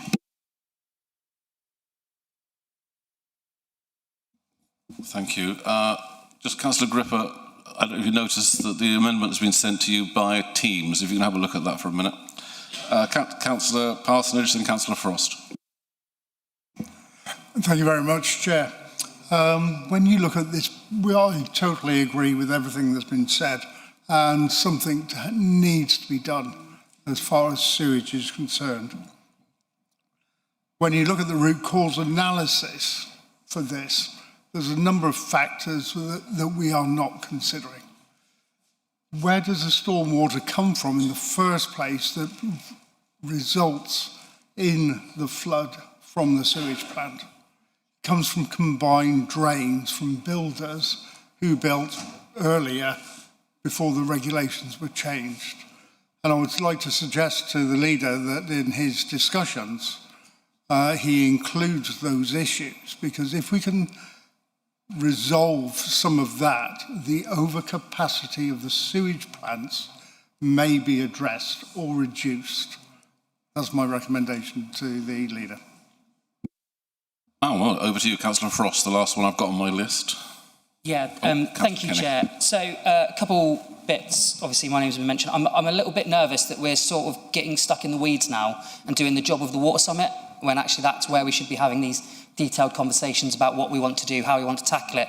Because I think we know South West Water are failing us, and I think us looking at what legal avenues we have, I don't disagree with that. We're not saying we're going to go after you, but we know we've got it in our back pocket. And I know we want to reset the relationship with South West Water. That's absolutely the right thing to do. But also, once bitten, twice shy, we've heard from Drew himself about how it all starts off really well every single time and then falls to nothing. Drew won't be shocked today, I'm pleased to say, because I've already met with Pennon on the issues with South West Water. The Chief Exec isn't in place yet. I have that commitment that as soon as they are, I will have a meeting with them, and that's been made. I think what annoys me more than anything is just a couple short weeks after meeting with Pennon, a surfing competition was cancelled due to sewage pumped in the sea. It's unacceptable, and I think, yes, we have limited levers, but we have a big voice, and we need to use that voice. But let's do it in the right way. Let's tackle this, let's get the summit going, and actually we can have these proper detailed discussions. Now, I will be shocked if people from South West Water and Pennon aren't watching this right now. So they've heard every single word everyone has said, and I reckon they'll take that on board. And when I met with Pennon, I met with the head of intergovernmental affairs as one of the people, Alan Burrows, and he made a commitment that if we invited him to a full council, he would sit out this chamber and discuss every single issue every single councillor here has. And I'm going to take him up on that and make sure he comes to a full council so we can all have our say on our issues. So I think that's really important. So, in summary, we've already started this work. Let's crack on, get this over the line, move forward, come up with a plan with our summit, work with our partners, speak as one voice, and ensure we get the best deal for our residents. Thank you. I've still got two more, Councillor Kenny and then Councillor Barrington. Councillor Kenny. Thank you, Leader. Chair. I'm one of the first people who always bash... Could you move your mic a bit closer, please? Okay, try that. Right. I'm a person who does bash South West Water. However, I'm going to agree here with Councillor Webb. I think we do need to be more constructive about it. I've just looked at the water fit reports, and there are no outflows reported in the last 24 hours. However, there are 2 beaches on the south coast, thank goodness, that are affected by storm outflows. They are working, they have improved. 6 months ago, there were 4 of them, 3 of them in my division. So effectively, South West Water are working. I totally agree about the sludge and the agricultural fields. That is contributing a huge amount of, it's not just South West Water. So let's please be constructive when we work with them. Thank you. Councillor Barrington. Yeah, I just wanted to sort of say, and I remember speaking on a motion before as the member for Mouth, also really surrounded by water. And I think there were just a couple of bits that I thought were a really good idea, and one was the water champion. And I just wanted to say that previously putting in a motion about violence against women and having a person to sort of lead in that area is really, really beneficial. And I just wanted to say that we had a small working group that set up from that, which will be coming back. And that was really effective too, at just pushing on an agenda. So a water champion, I think, is a really good idea. And just similarly with the public health hat on, I think there are emerging strengths with the what Councillor McGowan was saying about the Water Act.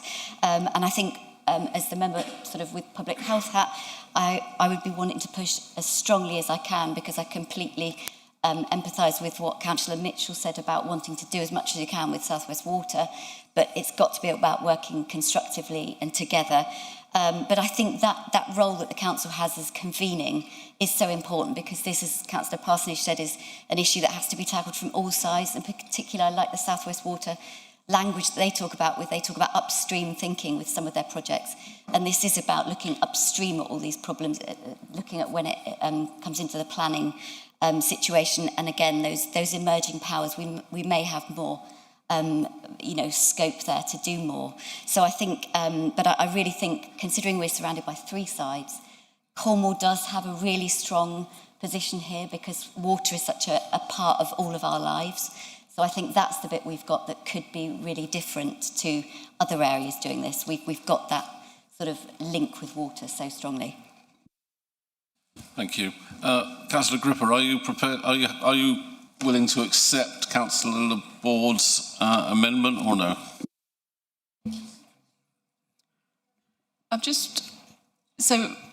I'm wondering whether there's scope to adapt it slightly. When I was preparing the motion, an initial draft had quite a lot of additional topics in it around planning and around agriculture and what's happening on the land. And I took them out partly because there was quite a lot of Point of order, Chair. Sorry? Councillor Alvey, we're discussing the amendment, but none of us have actually seen what the amendment is. Well, I think the first step is to see whether she takes it on board or no. The second, surely we'll see if we can get it. If you just let us carry on for a minute.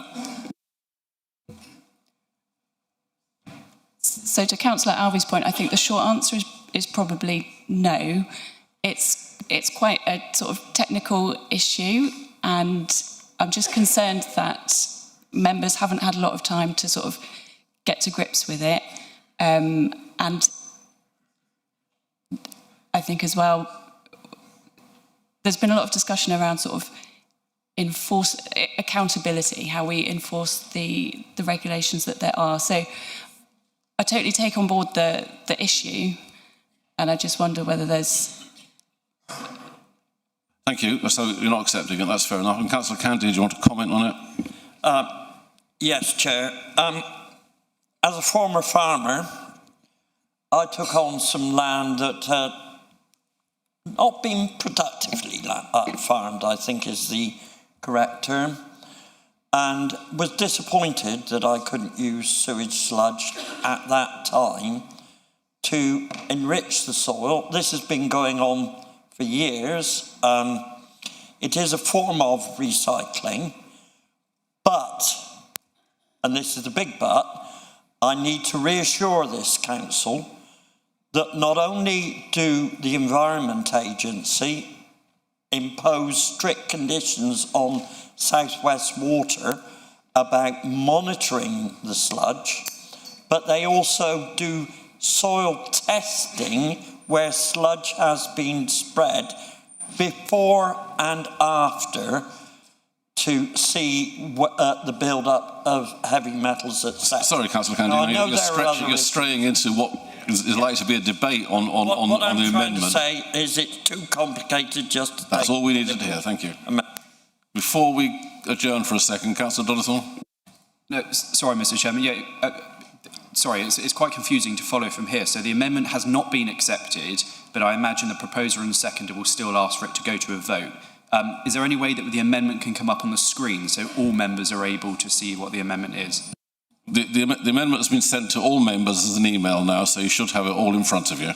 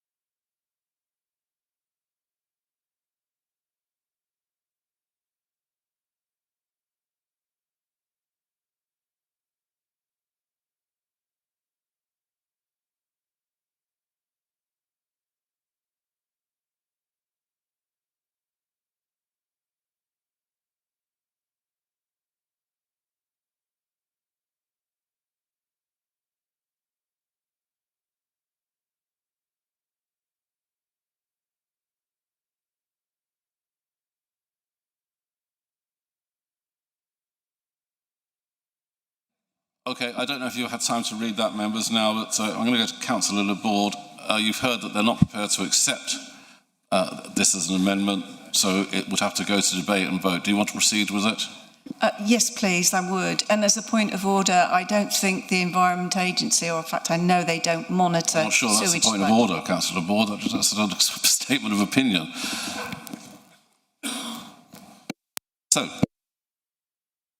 we're going to debate on this, so let's see, who wants to talk on this one? I'm going to start off with Councillor Laborde, and then Councillor Mitchell, Gripper, Gibbon.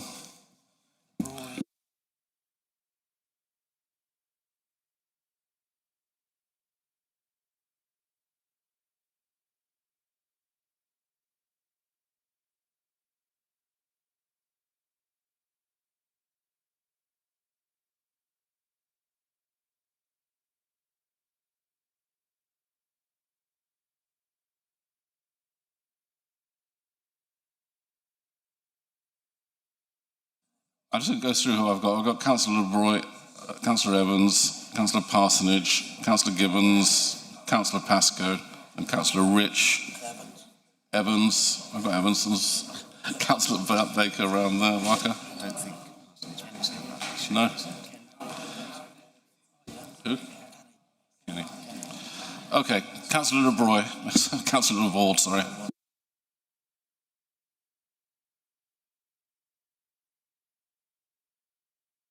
Councillor LeBroy, I'd like to put your amendment. I don't really want to add much to what I've already said, but a lot of the sewage problem is about our health and well-being. And the health and well-being of our environment and ourselves is dependent on what goes on our soils. And I think the long-term implications of what is being dumped on land across the country, as well as across Cornwall, is really concerning. And I would like your support for this motion. Thank you. Thank you. Councillor Evans, then Councillor LeBroy. I think what goes into the sewer and what comes out of it is what we're talking about today. And if we're cleaning up what comes out in the outfall, then it means there's more going into the sludge that needs to be disposed of. In my experience working for the Environment Agency, I know of no monitoring of sludge that goes to land. The legislation requires the water company to do that. And in my time, they did not monitor very closely, other than for metals build-up, because that's what's required in the legislation. So we do need to look about what goes into the sewer and what comes out of it in all directions. Thank you. Councillor LeBroy, then Councillor Parsons. Thank you, Chair. I want to thank Councillor LeBord for bringing this forward, because it brings to mind something that Councillor Rich said to us in an informal meeting very recently, that recent studies show that every human brain apparently contains the amount of plastic enough to make a plastic takeaway spoon. It's not a statistic I've ever heard of before. But the point you're making, I think, is incredibly worthy. And I think looking after our soil is probably one of the next big environmental things that is going to be on our mind, because that's what we need to sustain ourselves and our ability to grow food into the longer term future. But I think that your amendment is powerful enough to warrant a motion of its own, and I think it's different enough to warrant a motion of its own. I don't particularly want to vote against it, but I'd be very much happier, if you'd consider withdrawing it and putting it forward to next full council as a full motion in its own right. Councillor Parsons, then Councillor Gibbons. Thank you, Chairman.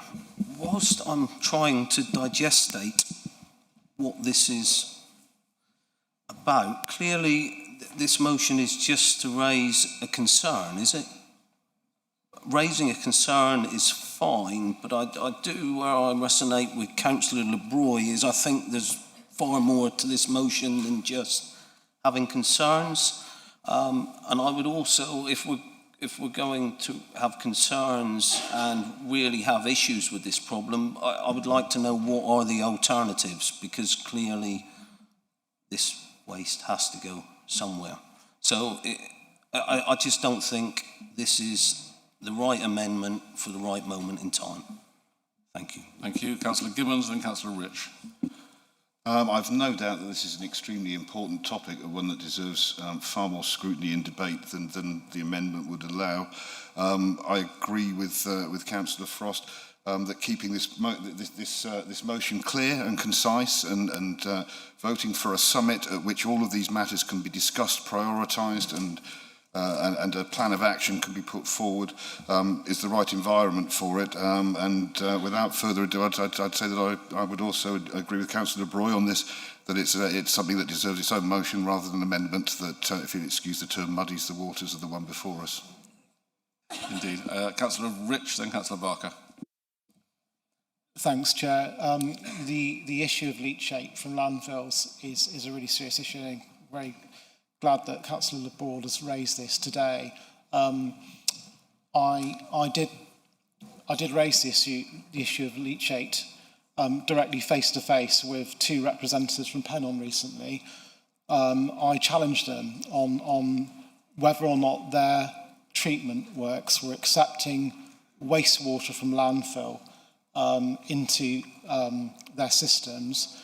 Obviously, they can't necessarily speak for anything that's gone in elsewhere in the country and then ended up as sludge in Cornwall and gone onto fields. But I mean, I think we'd all agree this is probably a national, if not a global problem. Contaminated soil, plasticized soil, soil contaminated with other things that may come from landfill. Now, my understanding is that this issue is actually subject of an investigation by at least one national newspaper at the moment.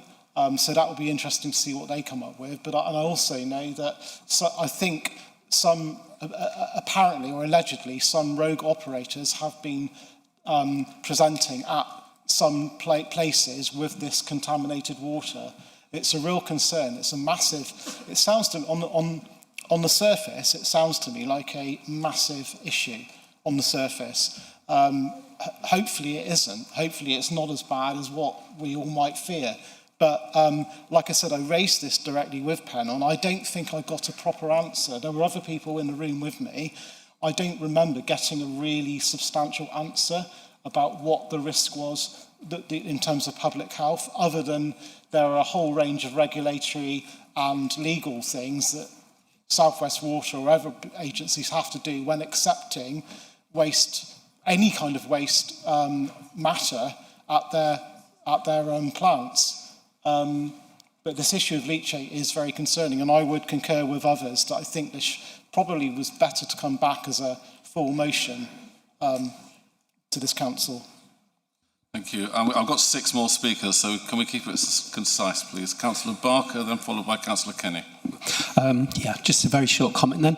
While I understand the issue, because I've got sewage in St Newlyn East dumped just outside the Chimney Farm, the motion we already have, I think, will cover this. We've got an Environmental Protection Act from 1990 that you've had for 26 years, that if we add the legal contributions that you'll be able to use to put forward enforcement notices for any of the leakage or issues or environmental concerns you've got. I think I'd really urge you to back that so that we've got that legal teeth. I understand the need for collaboration and to put our best and more open dialogue first, but it's always great in any negotiation that people know that they've got a legal team that can finalise things should these abhorrent sort of dumping activities happen. I certainly will be writing on the basis of St Newlyn East Sewage Farm to my local legal group just to highlight that there was an illegal dumping of sewage, and you can do the same, and that's within your remit right now as a councillor. So, but thank you, Chair. Thank you. Councillor Kenny, then Councillor Andrew Mitchell. I can't support the amendment as it is. I think if we could include we need to include sewage sludge, but this statement that it's got chemicals, microplastics, pharmaceuticals, heavy metals and commercial landfill lids, I've got no clue. I've not seen any evidence. And it's not something we can state as a matter of fact now. It may horribly be true, but I haven't got the evidence in front of me. So if you could make it higher level without defining what you think is there, then I might be able to support it, but I can't support the wording as it is now. Thank you. Councillor Andrew Mitchell, then Councillor Towell. Thank you, Chairman. I too am confused over this issue and also about the amendment. A colleague kindly showed me it on their screen. So, and I believe it says shares the concerns of the public. So what are we being asked to do as Cornwall Council?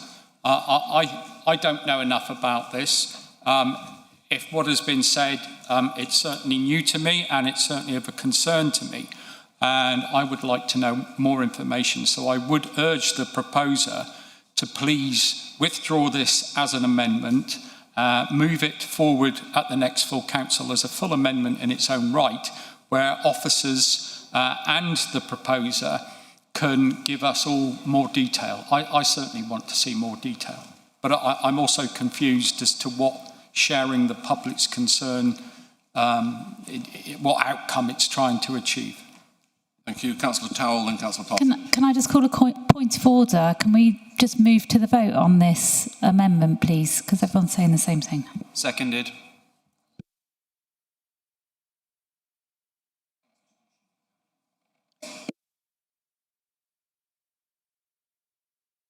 Well, I've only got 3 left, so I'm going to just carry on with them.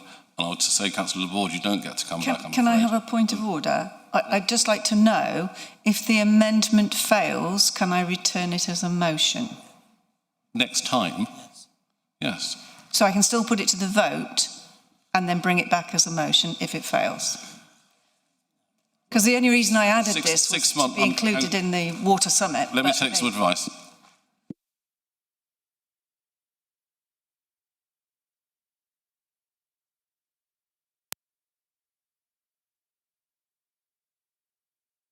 Well, there's a 6-month rule which we're just looking into, so I think while we're doing that, we'll get on with a couple of people that are speaking. Councillor Towell, then Councillor Parsonage.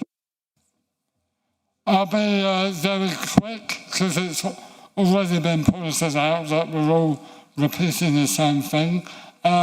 This motion, I think, is a subject within itself. If it's taken on board as an amendment to the existing motion, it would just muddy the waters in this particular occasion, and I would be quite happy if it's brought back to be not only a supporter but a sponsor of the motion when it comes back. So that's all I've got to say for the moment. Thank you. Councillor Parsonage. Thank you very much, Chair. I would not be able to support this motion. I think Councillor Grip has done a great deal of work towards what she put forward in the first place, and as I said, I would not support the motion. Thank you. Councillor Laborde, the ruling is that is that you can't bring it back for 6 months if you get, unless you have 1/3 of the council supporting your amendment. So if we carry on now and you get... Okay, can I withdraw that amendment then, and I will try and return it as a motion. Thank you. Thank you. In which case... Thank you. In which case we go to Councillor Gripper for summing up. Thank you, Chair, and thank you to all members who've contributed to the debate, which I think has been a really good one, and particularly thank you to Councillor Laborde for raising that important issue, and I look forward to seeing her motion next time. I'm not going to be able to reference by name everyone that spoke, but I just wanted to touch on some of the themes that I think have come up through that debate, which is partly about the complexity of this issue around the sort of the local and the national picture. Also, I mean, the importance to everyone in this chamber. There are various comments about accountability and what levers we have, so thank you to those members who spoke on that issue and made suggestions to strengthen the motion, and also around engaging with our MPs, which I'm sure is already happening, but will continue. There are quite a lot of comments that I think touched on this, the partnership issue versus, you know, what kind of tone do we take in our engagement with South West Water, and again, the difference between the sort of the executive and those staff who are working really hard on the ground. And certainly this was something that myself and Councillor Candy had discussions about, and I think and I hope that it is possible for us to do both of those things, to really press them as a company and an executive, but also to engage constructively at a local level, as is already happening in parts of Cornwall and on some specific projects. Thank you also to those councillors who made suggestions or comments about the substance, and on the Chair's advice, I kept it deliberately brief. There were lots of issues that I think do warrant further attention, including those raised by Councillor Laborde, and I hope that the summit will be a place where we can start to get into some of those, and I'm sure there'll be future debates in this chamber. I think that's everything I wanted to say. Thank you very much. So we're going to go to the vote now. So it's as set out with the comments from Councillor Towell on asking the legal team to look at it, and the comment from Councillor Laborde. Bathing season all year round, lobby the government on that. So it's as set out with those 2 points added in. Please go to the vote. For, against, or? Couple more seconds. Vote closed. Oh, that's unanimous. Thank you very much. Move on to 8.4, safeguarding Cornwall Council's farm estate. Proposer Councillor Parsons, seconder Councillor Ball. In accordance with Council Procedure Rule 12.4, I am referring this motion to the Cabinet because the subject matter is one which comes within the functions of the Cabinet. As per Council Procedure Rules, Councillor Parsons, as the proposer of the motions, is now permitted up to 3 minutes to explain the context of the motion. Thank you, Chairman. I can't express how disappointed I am that this motion has been deferred to Cabinet. When the intention was to bring about stability for our tenant farmers to ensure the opportunity would remain for new entrants to gain access within the Duchy to work the land long after I'm gone. At a time when such opportunities are extremely difficult to come by within an industry that's money hungry, and when land is increasingly sought after for its natural capital and investment potential. The intention was to draw a line in the sand that our greatest asset and resource will not be sold off, while stripping away the risk of a rash decision being made by those with delegated powers. As I look around this chamber, I increasingly see less people with muddied hands who have done a hard day's graft in the fields, and increasingly hear accents from those who have moved in to enjoy the landscape that our forefathers have left behind. That doesn't mean you don't care, but perhaps don't always truly understand what's at stake. I was merely looking for a shift to move away on from the last administration, taking back some control by placing down a marker. Farming is and always has been about change and tough choices. With new dairy contracts all but non-existent as factories are full to capacity with milk, and arable farming currently enduring a sharp downturn due to cheaper boatloads of grain entering our shores, core agriculture remains a difficult place to make a living. Then you have a government that, what appears, not only doesn't want to work with us, but actively feels like it's working against us. With currently no environmental schemes such as the sustainable farming incentive available to enter into, making it difficult for our tenants to pursue alternative income streams. That's why we need to be flexible in our approach and be open-minded, giving those with the desire to farm the best opportunity possible to succeed. My real concern with our strategy is not so much identifying and utilising high-value assets, as that's what any sensible business would do. As a tenancy comes to an end, farmhouses and barns should be assessed to see if they meet the needs of modern-day uses and not be a noose around our necks. If expensive to maintain in certain situations, relinquishing them might be the best option.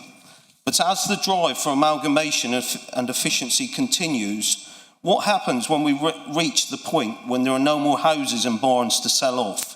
When the service has so few land agents that it struggles to function properly? Where do we go then? Do we start looking at selling the bigger stuff off to fill the gaps within council deficit? Time. There's a real nervousness where this is heading. Thank you, Councillor Parsons. You've come to the end of your time. And that's what this motion was to prevent. Thank you very much. Thank you.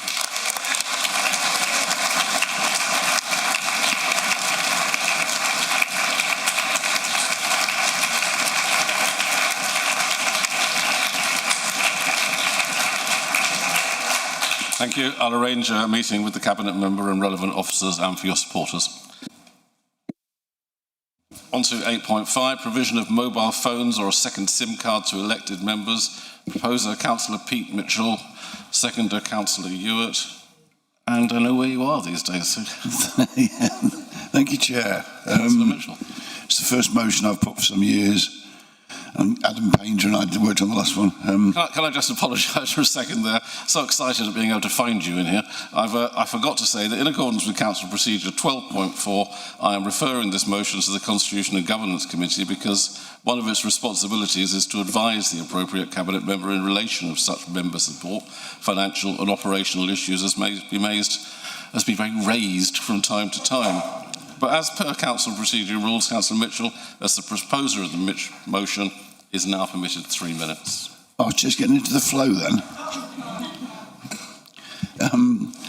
Yeah, it's the first one I've put in for a long time. I'd forgotten how difficult the process is, and I know Ruth's found it the same as well. Certainly for a bare little brain like myself. Luckily, I had Anita to help me. She must have thought at times she was talking to an 8 or 9-year-old child, I think. But thank you anyway. My motion asks that members are provided with a mobile phone or second SIM card to allow them downtime from their duties when wanted or needed. I was at a blues concert in the summer and was in the middle of a large crowd when my mobile kept vibrating. I didn't recognise the number, but as my son is on naval duty in the Gulf, I had to answer in case it was somebody on his ship. I fought my way through the crowd and to outside. 20 minutes later, found myself talking to somebody about dog poo in St Agnes. It is funny, but it's not fair. It really isn't. I've lost it again. How many members have answered their phones on holiday to find them talking to somebody about a parish issue? This just isn't right. We should indeed be able to holiday or switch off. Councillor Hewitt, who is due to second this motion, makes strong arguments from a woman's perspective. She describes safeguarding issues, including issues with remote solo working and how people with caring responsibilities have to take out-of-hours calls, which impinge on family time. I know that some councillors have brought a second phone themselves, but that would be prohibitive for many councillors. A Google search shows that 24 councils in England,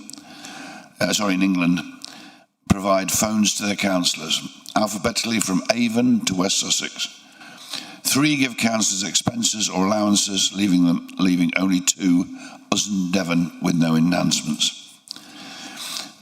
I propose that all members should be given time by our IT department to discuss their communication needs, their individual communication needs, and the council should respond whether it be a second SIM card or a reasonably priced mobile phone. Thank you.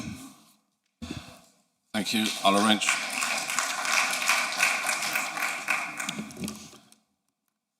Thank you. I'll arrange for that to go to Constitutional Governance, but we'll have a meeting with the Cabinet member to discuss it further. On to item number 8.6, to reverse the decision to increase parking charges by CPI 2025. Proposer Councillor Donnithorne, seconder Councillor Pascoe. In accordance with Council Procedure Rule 12.4, I am referring this motion to the Cabinet because the subject matter is one which comes within the functions of the Cabinet, but as per Council Procedure Rules, Councillor Donnithorne, as the proposer of the motion, is now permitted up to 3 minutes to explain the context of the motion. Councillor Donnithorne. Thank you, Mr. Chairman. And like Councillor Parsons, I'd like to start by saying that I am very disappointed that this motion is not being debated today. And I would say that there was a sense of déjà vu in bringing a parking-related issue to this council. And I say to Councillor Rogerson that I bear the scars of the difficult conversations when it comes to parking tariffs. But in the previous administration, we didn't get everything right. But when I was the Cabinet Member for Transport, charges increases went through the parking tariff reviews, through scrutiny, through Cabinet and in full council. And that is exactly how that should have been done. This Cabinet gave no indication of the decision to increase parking charges by CPI of 6% either at full council since the election, either at the Cabinet meeting that was held or at the Overview and Scrutiny Committees of which I chair one. In fact, on the 18th of August, the Cabinet member sent out an email saying that there is no requirement to consult for parking charge increases. And whilst of course that is true, I think that a better and more transparent way would have been to put this either through Cabinet or through scrutiny. But it seems that not even members of the administration parties were consulted or engaged on this matter too. And I'd be very interested to see which Liberal Democrat or Independent councillor supports hiking parking charges by 6%. Because if this had gone to a vote today, I am pretty confident that this council would have sent a clear and strong message that there was no need to increase parking charges by 6% because the budget that this administration inherited froze parking charges for the whole of 2025 and delivered the highest maintenance budget for our road network since 2017. The balance there was achieved. This motion would not have tried to bind the hands of administrations in future years, but at a time when we need to support our town centres and high streets, when there was a fully funded decision to freeze parking charges in the budget, it was unnecessary to do anything other than that. And of course, it is interesting that now sitting in Cabinet, members of the Cabinet who'd criticised decisions to increase parking charges by just 5%, I think in 2023, they called it business bashing, that the town centre and high streets would collapse in Cornwall. And they are now asking to increase parking charges unnecessarily by a higher amount. I think it's very clear 30 why seconds. this motion hasn't gone through. And when I sat in Cabinet, very reasonable, but nonetheless silly officer recommendations, including taking cash machines out of car parks, including removing the discretionary lane from free bus passes. All of those decisions I said no to, and I fought tooth and nail to make sure we could freeze parking charges for 2025. And at the first hurdle, this Cabinet has ripped up that decision and hiking them unnecessarily by 6%. That's the wrong thing to do, and I think this chamber would have decided against it. Thank you, Councillor Jonathan.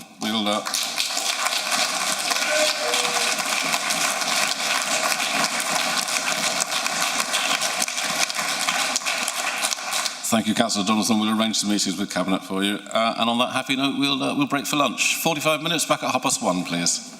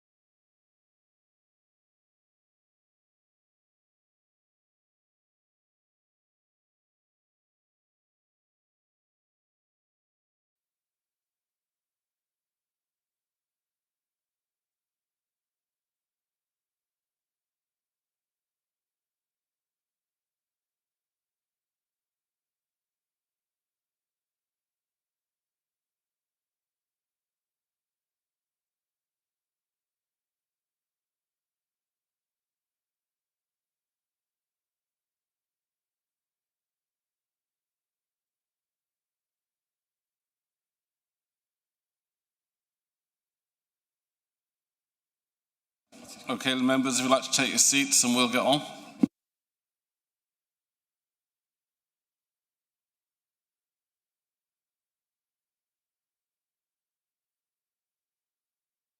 Members would like to take their seats. We're on to agenda item 9.1, co-option of Health Watch, Cornwall representatives to Health and Adult Social Care, Overview and Scrutiny Committee. I will ask Councillor Chopak to propose and Councillor Creek to second the recommendation. Oh, Creek's there.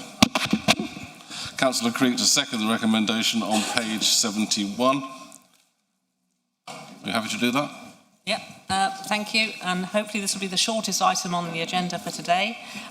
So this is obviously just to ratify the Health and Adult Social Care Scrutiny Committee option to invite Debbie Gilbert to be the Health Watch Cornwall colleague. She's a well-respected colleague. She's been on this committee a while now, and at this moment in time when we have lots of changes with ICBs, CPFTs and all these other things we talk about, she is very vital to be our critical friend. So I'd like to put this to the Council. Thank you. Thank you. And Councillor Creek, are you happy to second? Yeah, more than happy to second, Chair. Health Watch do such an important and vital job bringing the voice of the end user to us here at the council. Thank you. Thank you. Anybody like to speak on this? Raise your hand.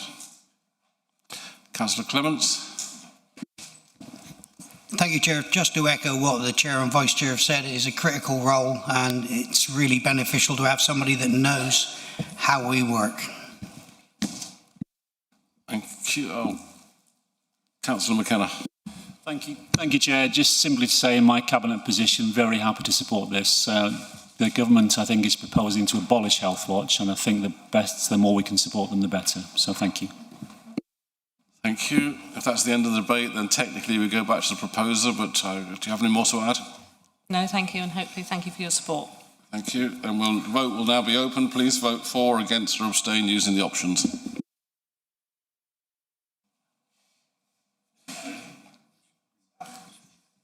Couple more seconds, members. Vote closed. Thank you, and that's carried. That's carried. Move on to agenda item 10.1, annual report 2024-25. I'll ask Councillor Jenkins to propose and Councillor Alvey to second the recommendation on page 79. Councillor Jenkins. Thank you, Chair Moraz. The annual report of the Standards Committee, for those new members who haven't been here before, is something that is produced every year to talk about the previous year's work of the Standards Committee.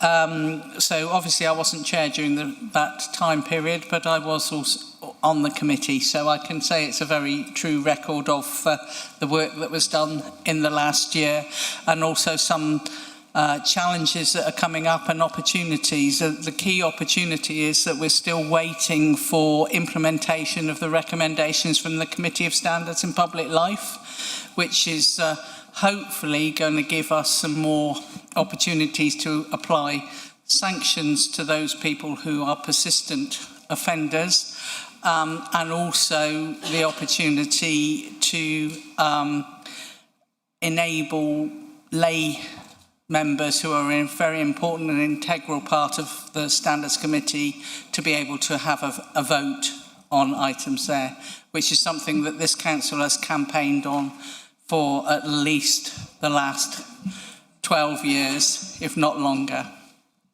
Thanks. So I ask people to note the Standards report and approve it.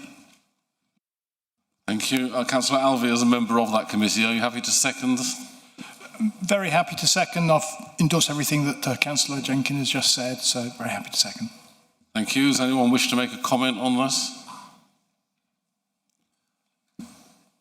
With no one there, there's no need to come back to you, Councillor Jenkins. In that case, all those in favour, I'll use your, yeah. I just slipped back in time there, sorry.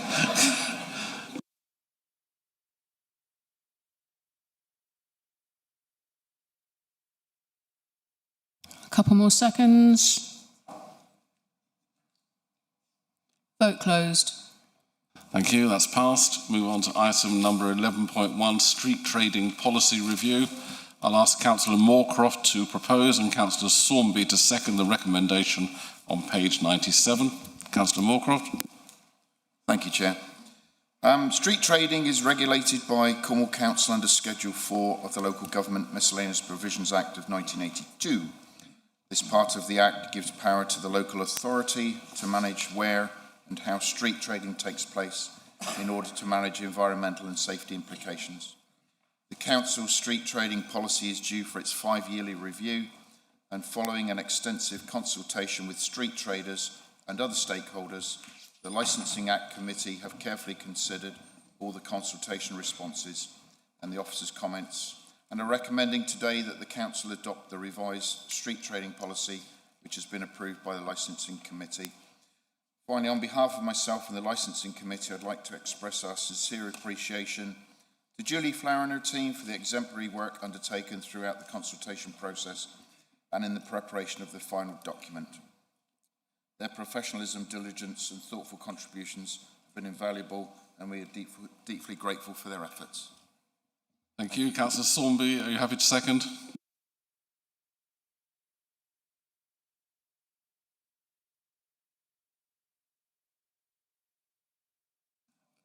Thank you.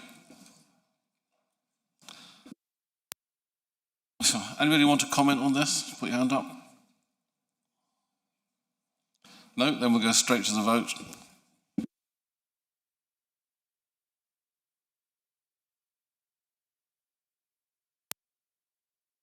Couple more seconds. Vote closed.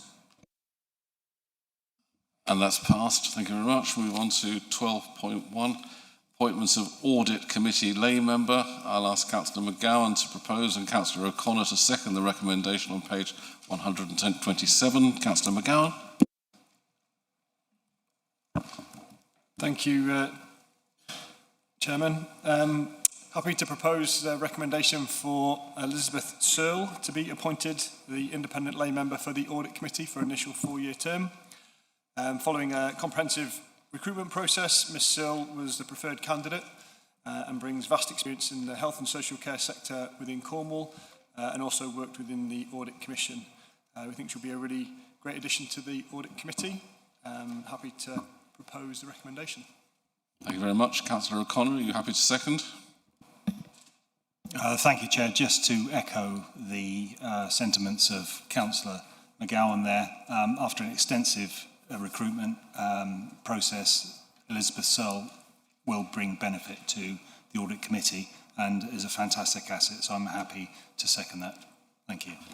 Thank you very much. Does anybody want to make any comment on that? Raise your hands. No, in which case we go to the vote.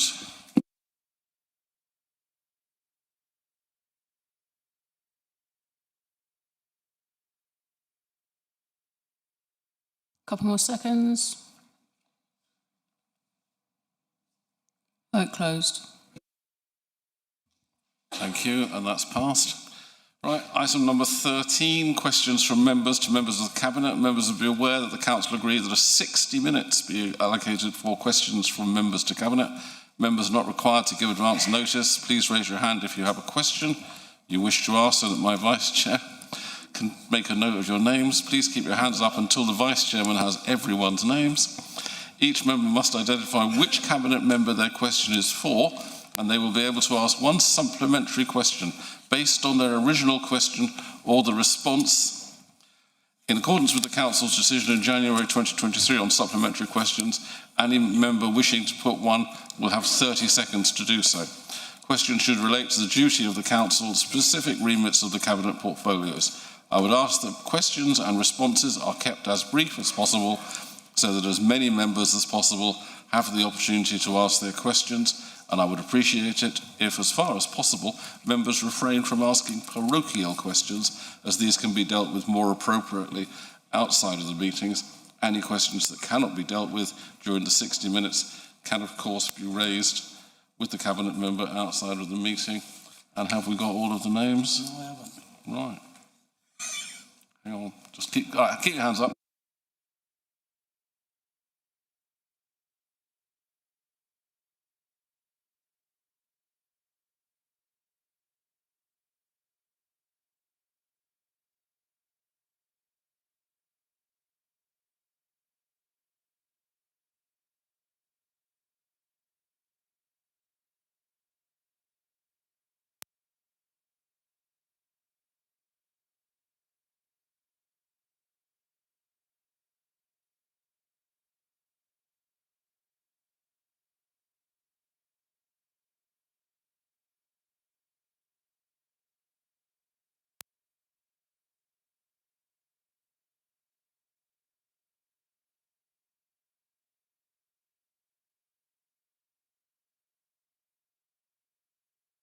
Thank you. You all put your hands down now. Thank you. We might have got you all. Right, start off with Councillor O'Connor and then Councillor Parsonage.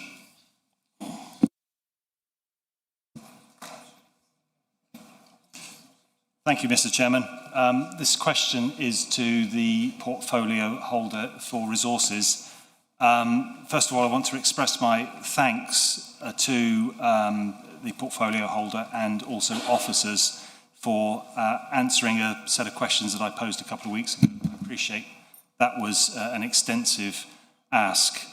The situation with the council is that it's experiencing some severe financial ongoing pressures with rising costs for adult and social care, whilst at the same time as battling funding from central government. In addition, it has an ambitious capital programme underway. And based on the information I've seen, I know it's not a complete set of information, but I think there's going to be some hard choices in the next few years to be made.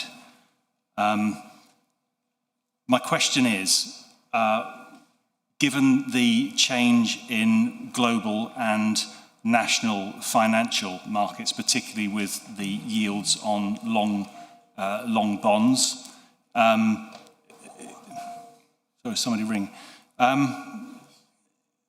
Can we have an urgent discussion about whether the strategy for the council in its fiscal management over this term is the right one, and whether there is any possibility for reconsidering where we're going based on that new information?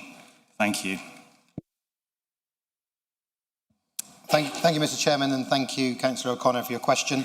I'm always happy to chat with any member about any aspect of the council, and certainly relating to the budget. I think we are now about to start budget scrutiny meetings, as well as obviously the Corporate Finance Scrutiny Committee meetings, and it will be also down to those committees to look at how we look at the budget and how we take forward those sort of issues. But yeah, more than happy to talk about that and see where we go. Thank you. Councillor O'Connell, do you have a supplementary? Yes, I do. Thank you, Chair. Thank you for the answer to that question. And I'm encouraged to hear about the aspect of the scrutiny and the budget as well. The question that I have relates to the first question is how do we accelerate this so that we can get some more emphasis on the seriousness of this nature? Thank you. I think compared to many years, we are actually early and we are accelerating the budget timetable. The budget doesn't need to be set by this council until the end of February 2026. So we do have quite a few months as far as working on this budget, albeit we do hope to set a 4-year budget. We won't find out the government settlement for this council until potentially either late November or December.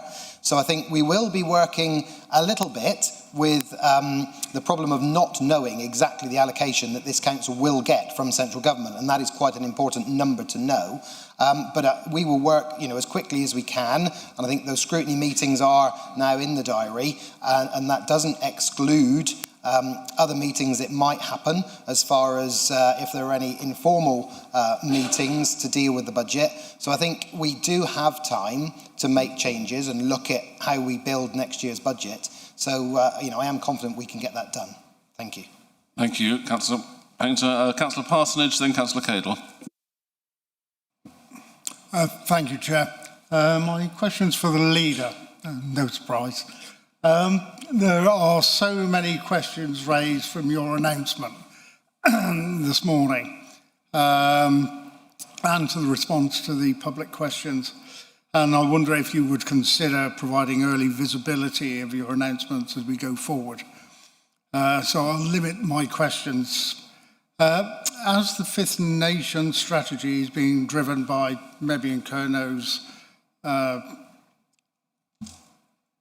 main question, their agenda, and you are supporting the administration, would the leader commit to a rapid referendum if we and the other parties can identify the necessary savings of £1.5 million that you quoted, so we can accelerate this? Thank you, Leader. Yeah, thank you. So yeah, as I said earlier, a referendum would cost about £1.5 million. I slightly take issue with it's an MK agenda. Well, and we all know it is, but the fact that I'm running with it isn't that. The fact is we have national minority status, which is unique in this country. It is something that we have. It is not an opinion, it is a fact. We are a nation. We are a recognised Celtic nation. We are members of the Celtic Congress. All we're asking for is the government to recognise that fact. I'd be quite happy to hold that referendum. It depends on what savings you find. If you want to cut social workers to hold a tick box exercise, I probably wouldn't agree to that. But if you find realistic savings that don't impact the frontline services that we provide, I'll happily look at it. Thank you. Councillor Parsonage, do you have a supplementary question? Yes, please.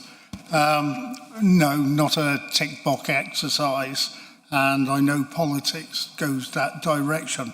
This would be about looking at the budget via proper scrutiny, as Councillor O'Connor has indicated, and moving forward on that basis. So we will look at it, and if we can identify it, we will bring it forward to you. I'm not sure that was a question. I think it's more of a statement. You take that on board, Leader. Yes. Councillor Cadle, followed by Councillor Hanlon. Councillor Cadle. Thank you, Chair. I think this is aimed at you and the rest of the councillors altogether. I'll start with a question before I come at the background. We have a chance of procuring one of the only prints of Anne Glanville and her boat crew.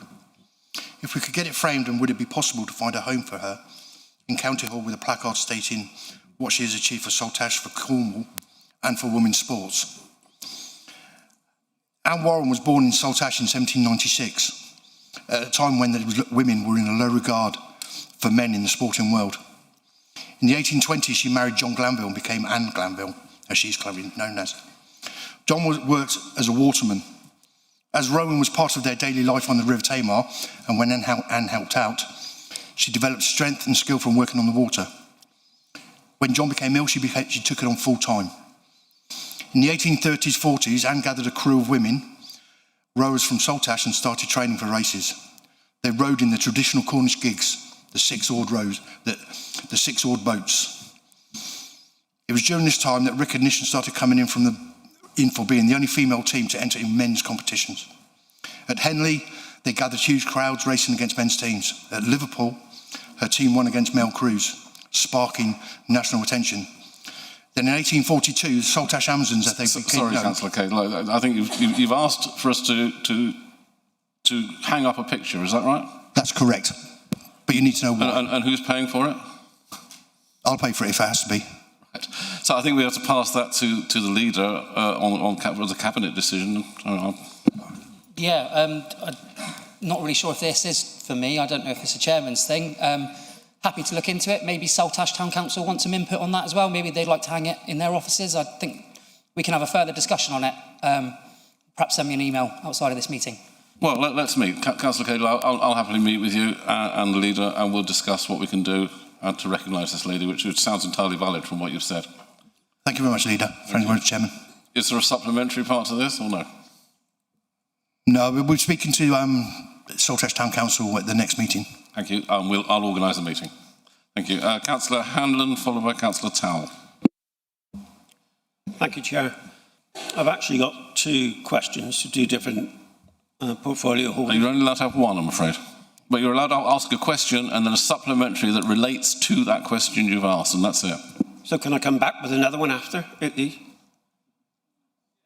Oh, if there's time, I'm told, by the people that know what they're doing. So get on with your question. I'll ask the first one now then. It's to the transport portfolio holder. As you're aware, we were both at the new A39 link road to the A30 opening. I raised the question there, and I'm concerned about the bridleway that's been introduced there. It's about 2 miles long. I don't work in k's, I still in miles. I suggested that if you look at the British Standards 8300, it is recommended that every 150 metres there's some form of seating to allow people to walking 2 miles if you're an elderly person isn't feasible. Nobody's come back to me. I haven't seen that put in place. I'm also worried because it is a bridleway with hearing impaired people, visually impaired, walking that with cyclists and horses. It's quite dangerous, and there's no separation because they've created one bridleway rather than a cycle track stroke pavement. So, have you heard anything? Is there any updates? And as I said, I would like to see at least seating put there over the distance of the path. Thank you. Councillor Rogerson. Thank you, Chair, and thank you, Councillor Hannon, for that. And obviously, it's an area of expertise of yours, and you've mentioned that on a couple of visits that we've been on some of these issues.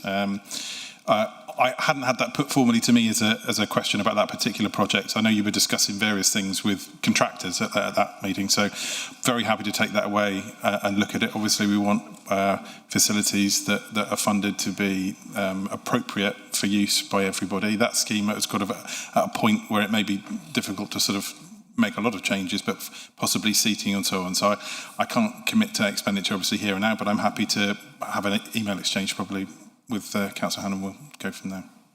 Thank you. And do you have a supplementary relating to that question? No supplementary, thank you, Chair. Okay, we'll see. If we've got time, we'll come back to you. Then Councillor Towell, followed by Councillor Johnson. Thank you, Chairman.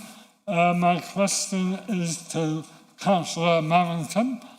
Following the announcement by South Western Ambulance Services NHS Trust to withdraw the fire correspondence service from 6 fire stations back in the summer, what discussions or meetings have there been in the meantime to discuss the possibility of plugging that hole? And did the Foundation Trust give reasons for its decision? Thank you for your question, Councillor Towell. What I can say is that SWAST, we're able to, with Councillor Chopak's, got it through as chair of the Health Scrutiny Committee.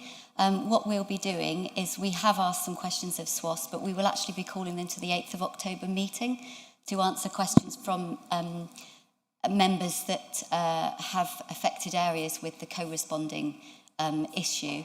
And I know that Chief Officer Kath Billing has been having conversations with SWAST as well. Obviously, it covers the whole of the Southwest. It's quite a small amount of money to be found from SWAST for Cornwall. So I believe that they've made certainly some good, in written communication I've seen, that they've made good assurances that they won't be changing anything until they have got cover, any cover that they need. But I think at the moment that the best thing we're doing is we're getting them to the Health Scrutiny, where John Martin will be there to answer questions directly from us. Thank you. Councillor Towell, do you have a supplementary? No, thank you. All right, Councillor Johnson, followed by Councillor Tarrant. Councillor Johnson. Chair, members, officers. A couple of weeks ago, we saw proud moments across Cornwall.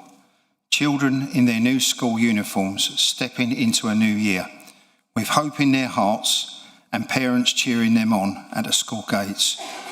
But for some families, that hope was clouded by anxiety. Many are still waiting for their child's educational healthcare plan. Plans are not favour, but a legal right, essential for children and additional needs to access the support they deserve. Behind every delay is a child struggling in a school, a parent lying awake at night, heartbroken and feeling like they've failed their child, frustrated and unsure how to help. Dedicated teachers trying to do the best, but without the right guidance and resources. We know this council is working hard and the staff are under pressure, but we must do more because delays in EHCPs are more than just numbers. They are lost time in a child's development. So my question is for portfolio holder, Councillor Hilary Frank. How many children are currently waiting beyond the legal 20-week timeframe for an EHCP? And what is being done right now to reduce these delays? Thank you. Councillor Frank. Thank you. Thank you, Councillor Johnson, for your question. So I've looked into the statistics. I get regular updates on all these stats. And currently 45% of our EHCPs in Cornwall are being issued within the 20-week legal timeframe. So we currently have about 600 open assessments. Of these, 342 are within time and 258 have gone beyond. So it's 45% are being issued within the 20-week legal timeframe. This is in line with the national picture. Across the country, over half of the families, after requesting an EHCP, are having to wait longer than 20 weeks. So your question I'm really grateful for, because it does highlight an area where real reform is needed, because the system is completely broken. I'm talking with my colleagues here in Cornwall and across the country, everybody is saying that the system is very much broken. But what I can say is that 45% is a real significant improvement on where we were this time last year. And I just want to pay tribute to Councillor Mustoe and the work that your Overview and Scrutiny Committee did over the last 4 years as well, to really try and look at this system. Because you're right, Councillor Johnson, at the end of all of these or families waiting for an EHCP plan, there's a child that is waiting. So some of the things that have been put into place as a result of the deep dives we've been doing into this have been that we've recruited more staff, there are more SEND practitioners, there are more system navigators, and we now have specialist advisors specialising in social, emotional and mental health. We also have brought in some educational psychologists, because there's a national shortage of educational psychologists. So we've brought in extra locum psychologists to help tackle the backlog. There's a new case management system in place, and we've got real-time dashboards to track the process of the plans as they go through. But crucially, this really is a whole system effort. You referenced the teachers, and they are really working hard, identifying needs early, putting early support in place, and working through inclusion panels. So we are working with schools and trusts to make sure that families have clarity and consistency across Cornwall. But we also are working with health and social care partners, because everybody has a role to play in this. But even if we managed, as a result of all that, to raise 45% to 65, 75, 95%, that's still not enough, because there will still be children waiting. The government has also recognised that this is a real issue. There is legislation due to come through. We've been told it's the autumn, so it's September now, so we are waiting for some new legislation to resolve some of this. But whilst we recognise there are children waiting, so no child should be forgotten whilst they wait. So when an educational psychologist report has been completed, even though the plan might not have been finalised, we are providing funding to the school to be able to support the children. So I know that you're a member of the Scrutiny Committee panel. I'm really looking forward to working with you, Councillor Johnson, because this really is an area where we need everybody to work together. Yeah, absolutely. I think you've pretty much answered my follow-up question.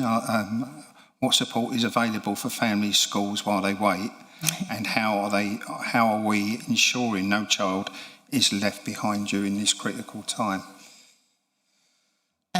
Thank you. Yes. So the educational psychologists I mentioned, if there's been an assessment that's completed, we are providing funding to deliver that, even if the final plan hasn't been completed. But actually, your follow-up question is really good, because I forgot to say that Cornwall Council does have convening power, and we are planning to host a summit, probably early February, because I'm sure the team are a little bit probably fed up with me saying that I really want us to get to a place where families can have a conversation and not a battle. So I really want the experts, and so our teams in Cornwall Council, MPs, families, health professionals, and everybody to get together in a summit so that we can all talk as one voice and really make it clear what we need to support our children better, because behind every plan is a child that deserves to thrive. So thank you. Thank you, Councillor Frank.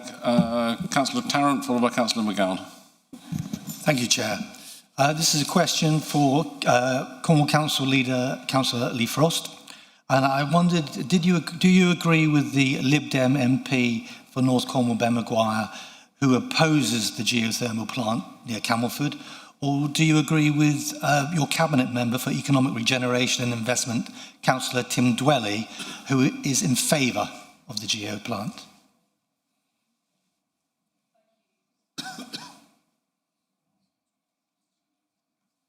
Yeah, thank you. Oh, sorry. Thank you for your question. So I think Ben Maguire MP doesn't object to geothermal. I think he wants proper public consultation in a certain project. I don't disagree with proper consultation on projects of that nature. And I don't disagree that we should be doing more with geothermal, as we have a unique position for it. Thank you. Councillor Tarrant, do you have a supplementary question? Only just to add, is he saying that this administration is in favour of geothermal?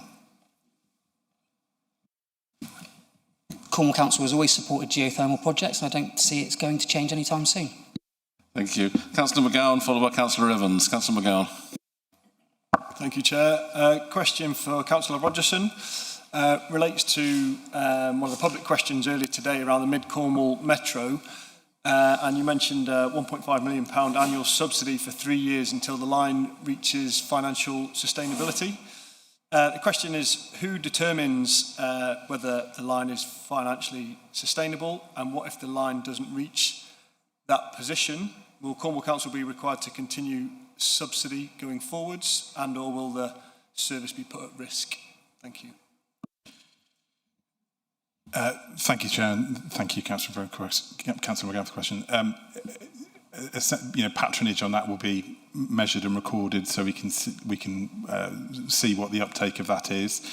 It would indeed be a question for this council as to whether or not a further round of input were to be forthcoming, and that might be something which we feel is necessary or not at that time. I can't, determine that now.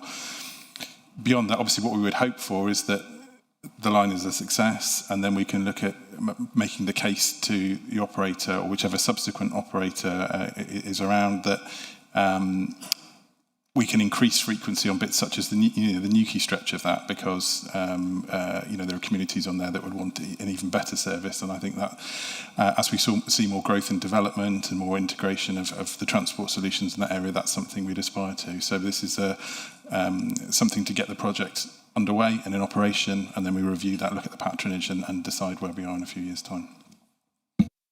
Thank you. Councillor McGowan, do you have a supplementary? No, thank you. Thank you. Then I've got Councillor Evans, followed by Councillor Lyne. Councillor Evans. Thank you, Chair. A question for the leader. At the last full council meeting, I supported Councillor Cole's call for recognition of Cornwall as a nation. How and by whom the nation is administered is another question. The issue of the Trelawney trees raises doubt, in my mind at least, as to how this administration might use any greater powers devolved to it. The Trelawney trees, for those few that don't know, are 3 of the many lime trees that have adorned the town centre streets in Falmouth for more than 60 years. There's nothing special about them, or there wasn't until a few months ago, when they seemed to be appeared to threaten the security of the nation. Cormac were dispatched with their arm's-length chainsaws, accompanied by highway engineers in new out-of-the-bag workwear and by a significant number of our depleted neighbourhood police team to cut them down. Fortunately, bureaucracy in the shape of an advance notice of roadworks gave local residents warning, and Cormac were met by a very vocal but peaceful protest group. Cornwall Council's assertions that all... Sorry, Councillor Evans, can you move to the question rather than giving it a potted history? Well, I do have to set out the... I think we all know the story. Do we indeed? I wish we did all know the story. But But the fact is that there has been questions raised, freedom of information requests have been put through and denied on the basis of no public interest, although there's more and more people in Falmouth that are interested. And people wonder whether the ownership of the house and any relationship they may have with Cornwall Council officials may be relevant here, and what advice they've been given either over the dinner table or the office desk. Now, you're making accusations against people who are not in a position to answer themselves, and I'm just not going to proceed with that. So you stop right there, and we'll move on to Councillor Lyne. I'm not having that. Councillor Lyne. Thank you, Chair. It's a question for Councillor Rogerson. Last week we saw unprecedented, for the time of year, levels of flash flooding in many towns and villages across Cornwall. In Cornwall, where I live, residents were out knee-deep in water trying to clear the drains themselves to encourage the flow of water away from their properties. Historically, Cornwall Council's roadside drains were cleaned 3 times a year, but under the previous administration, this was reduced to once annually. Given the ever-increasing risk of flooding and the importance of effective drainage in flood mitigation, will you consider reviewing and potentially reinstating the more frequent drain cleaning schedule? Councillor Rogerson. Thank you, Chair, and thank you, Councillor Lyne. First of all, it's awful to see the effects of flooding on communities, whether it's external or internal flooding of properties. It's a really heartbreaking thing to see. We've seen it in Cornwall, we've seen it elsewhere in the country, and I used to look at these areas of policy elsewhere.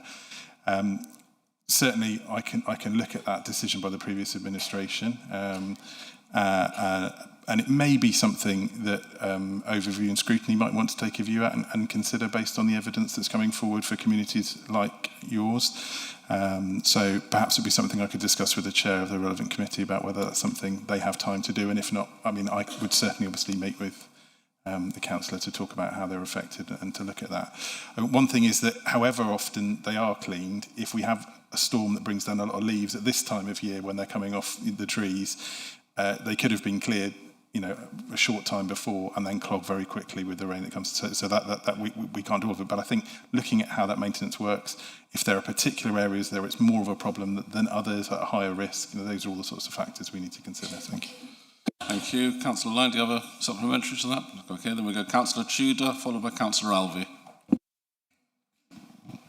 Thank you. I have a question for the leader. I'm pleased to say that since the last full council meeting, a task force of officers liaising with cabinet members has been set up and is working towards bringing Cornwall Council's policies and practices in line with the Supreme Court clarification of the law that references to sex in law refer to a person's biological sex, i.e. a woman is a woman and a man is a man. However, this council, you could say, went so far down the ideological rabbit hole that in the process it's been brought to my attention that some staff, perhaps understandably, feel that that they may be penalised or at risk of being ostracised for expressing their views based on biological reality. We know that direction travels from the top down. So can I ask Councillor Frost, in his capacity of leader of the council, to provide some comfort and confidence to those staff and councillors and clarify his position? So does the leader agree that a woman is an adult human female and that no one with a penis can be a woman or indeed a lesbian? Well, Councillor Frost, is that for you or is that for Councillor? Well, yeah, it's a bit of a weird one because that's not within my portfolio. That's within Councillor Marrington's portfolio. I'm sorry, I was asking you in your position as leader. For a personal, position as leader, I would follow the Supreme Court judgment because the Supreme Court is the Supreme Court. If you're asking for my personal opinion, I'll happily have that conversation with you. Councillor Tudor, do you have a supplementary? Yeah. Could I ask then, Councillor Frost, as leader of the council, if he feels he is able to express his personal opinion? Yes. Well, yes, he is, but he's not today, by the sound of it. Councillor Alvey, followed by Councillor Laborde. Thank you, Chair. This one's for Councillor Painter. Last week I attended a subgroup of the Truro and Raisling CAP here in County Hall, and we were told we had to be out of the building by 7 o'clock. Talking to others, it would appear that this is because the CAPs now have to pay to use council buildings.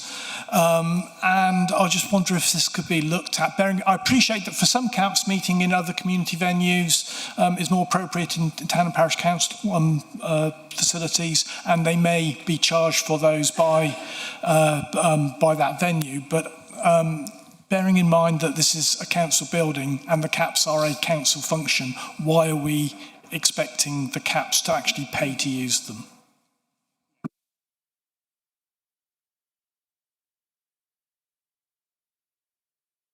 Well, if you make up your mind, who's answering? Thank you, Mr. Chairman, and thank you, Councillor Alvey.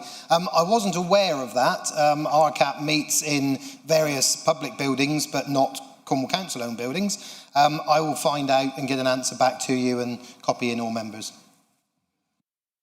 Thank you. Is there a supplementary to that? Thanks. Just to say that it's just as important that the public have access to these buildings so they don't become seen as ivory towers. I think that. Sorry, thank you. Councillor Laborde, followed by Councillor Clements. Thank you, Chair. My question is for the leader. Lord Hutton is the chair of Cornwall and Isles of Scilly's Economic Forum. He's also a director of Pearson Engineering, which is owned by Rafael Defence Systems, an Israeli state-owned company. Lord Hutton was appointed after the Israeli government's acquisition of Pearson's Engineering, presumably as he is an ex-Labour Defence Minister and can help them navigate the halls of Westminster to lobby the UK government. In the light of the announcement this morning that the UN Commission declares Israel is and has committed genocide, does the leader of this council believe it appropriate that someone so closely associated with the Israeli government should be heading up a forum on behalf of Cornwall Council? Thank you. Leader. So, Lord Hutton has a contract as the chair of the Economic Forum. He's coming up to his 1-year review, and we will review his position in line with that contract. Obviously, there is a lot of noise around Pearson. I don't personally understand the connections between how far is removed Pearson from the Israeli government. I don't understand that. I think that's something I need to understand. I can't just stand here and make a judgment, be judge, jury and executioner on someone without understanding all of the facts. And I think I will do that and I will come back to you. Thank you. Councillor Laborde, do you have a supplementary? Yes, I do. Lord Hutton resigned this week from the board of the Hall for Cornwall for presumably these very reasons. Will you be seeking his resignation should you be satisfied that the case I laid out of how close he is working with the Israeli government, will you be seeking his resignation? So, as I said before, it's a different role. Whilst he's both chairs of two things, or was chair, the Hall for Cornwall is a voluntary role. This is a contracted role. So it's two very different things. And I think it would be inappropriate for me to make judgments like that in a public chamber. I think I need to learn all the facts in the proper processes and then make a determination as what is fair and democratic in our nation. Thank you. Councillor Clements and then Councillor Burnett. Thank you, Chair. My question is for Councillor Pete Leroy, who is the portfolio holder for housing. I know we've spoken, Peter, and you're looking into a section 106 for me. I was quite surprised, Chair, to find out that a council house is trying to be purchased by the right to buy by the tenant, and that I was approached by a council legal advisor and asked for my opinion on removing a section 106 from a property that was built and sold to us, and the section 106, my understanding was in perpetuity, and they were trying to change it to a section 1571. So I know you're looking into that, but another problem has arisen. We're building a lot of houses at the moment with the housing build. This council itself are building houses that we let to our tenants, our residents. How long before they have the right to buy? Is there any protection on these new properties whatsoever? Because what has happened in the past, people that want the right to buy only buy the best properties. So is there any protection in place? Thank you. Is that for Councillor Priest, I think? LeBroy. I'll attempt an answer, Chair, although I think it may be a planning issue, but I can certainly give my opinion. So, Councillor Clemo, thank you for the question. You have blindsided me because it's not the question you told me you were going to ask me earlier. But so, in first response, I would say that, in my opinion, a Section 106 agreement to make a house an affordable or a social house ought to be in perpetuity. And when I say that, I mean that. That house should be available for affordable rent for somebody who lives within our community and is identified as a member of our community forever. There may be extremely exceptional circumstances where that may be changed, but I would have to be seriously persuaded with some very detailed information, and I wouldn't want to commit on individual cases. In terms of what you're asking about going forward, there are new rules coming out that surround right to buy that are much more stringent than have been historically. And I believe that there's a minimum period now of 10 years from somebody entering into a council contract before they're able to buy a house under right to buy. Those exact details I can confirm with you separately, but it's a lot longer than it ever has been, and the discounts will be a lot lower. Thank you. Councillor Clements, do you have a supplementary on that? I do, Chair, and just a quick one. Could that information be disseminated to all members in the chamber? Because I think it's important that we as people on the ground need to know the correct information. Yeah, I'd be very happy to do so, although that information may well come through Councillor Priest. Thank you. Councillor Burnett, followed by Councillor Jenkins. Thank you, Chair. Question to the portfolio holder for transport. Could I, on behalf of the residents of Boscastle and Forbury and Minster more widely, thank you for your decision you've taken to reintroduce the car park levy at Cornwall Council Cobweb Car Park in the village, and along with it, the payment to Boscastle CIC to help with the funding of the toilets. The decision by the previous administration to remove both the levy and the payment have left the residents facing either the closure of the toilets or an increase in their parish precept of around 30%. Can we take this as an example of the sort of common sense decision making, taking into account the views of the residents and trying not to make one size fit all that this administration has promised to the people of Cornwall? Thank you. Councillor Rogerson. Thank you, Chair. Well, thank you, Councillor Bennett, and thank you for bringing that issue to my attention.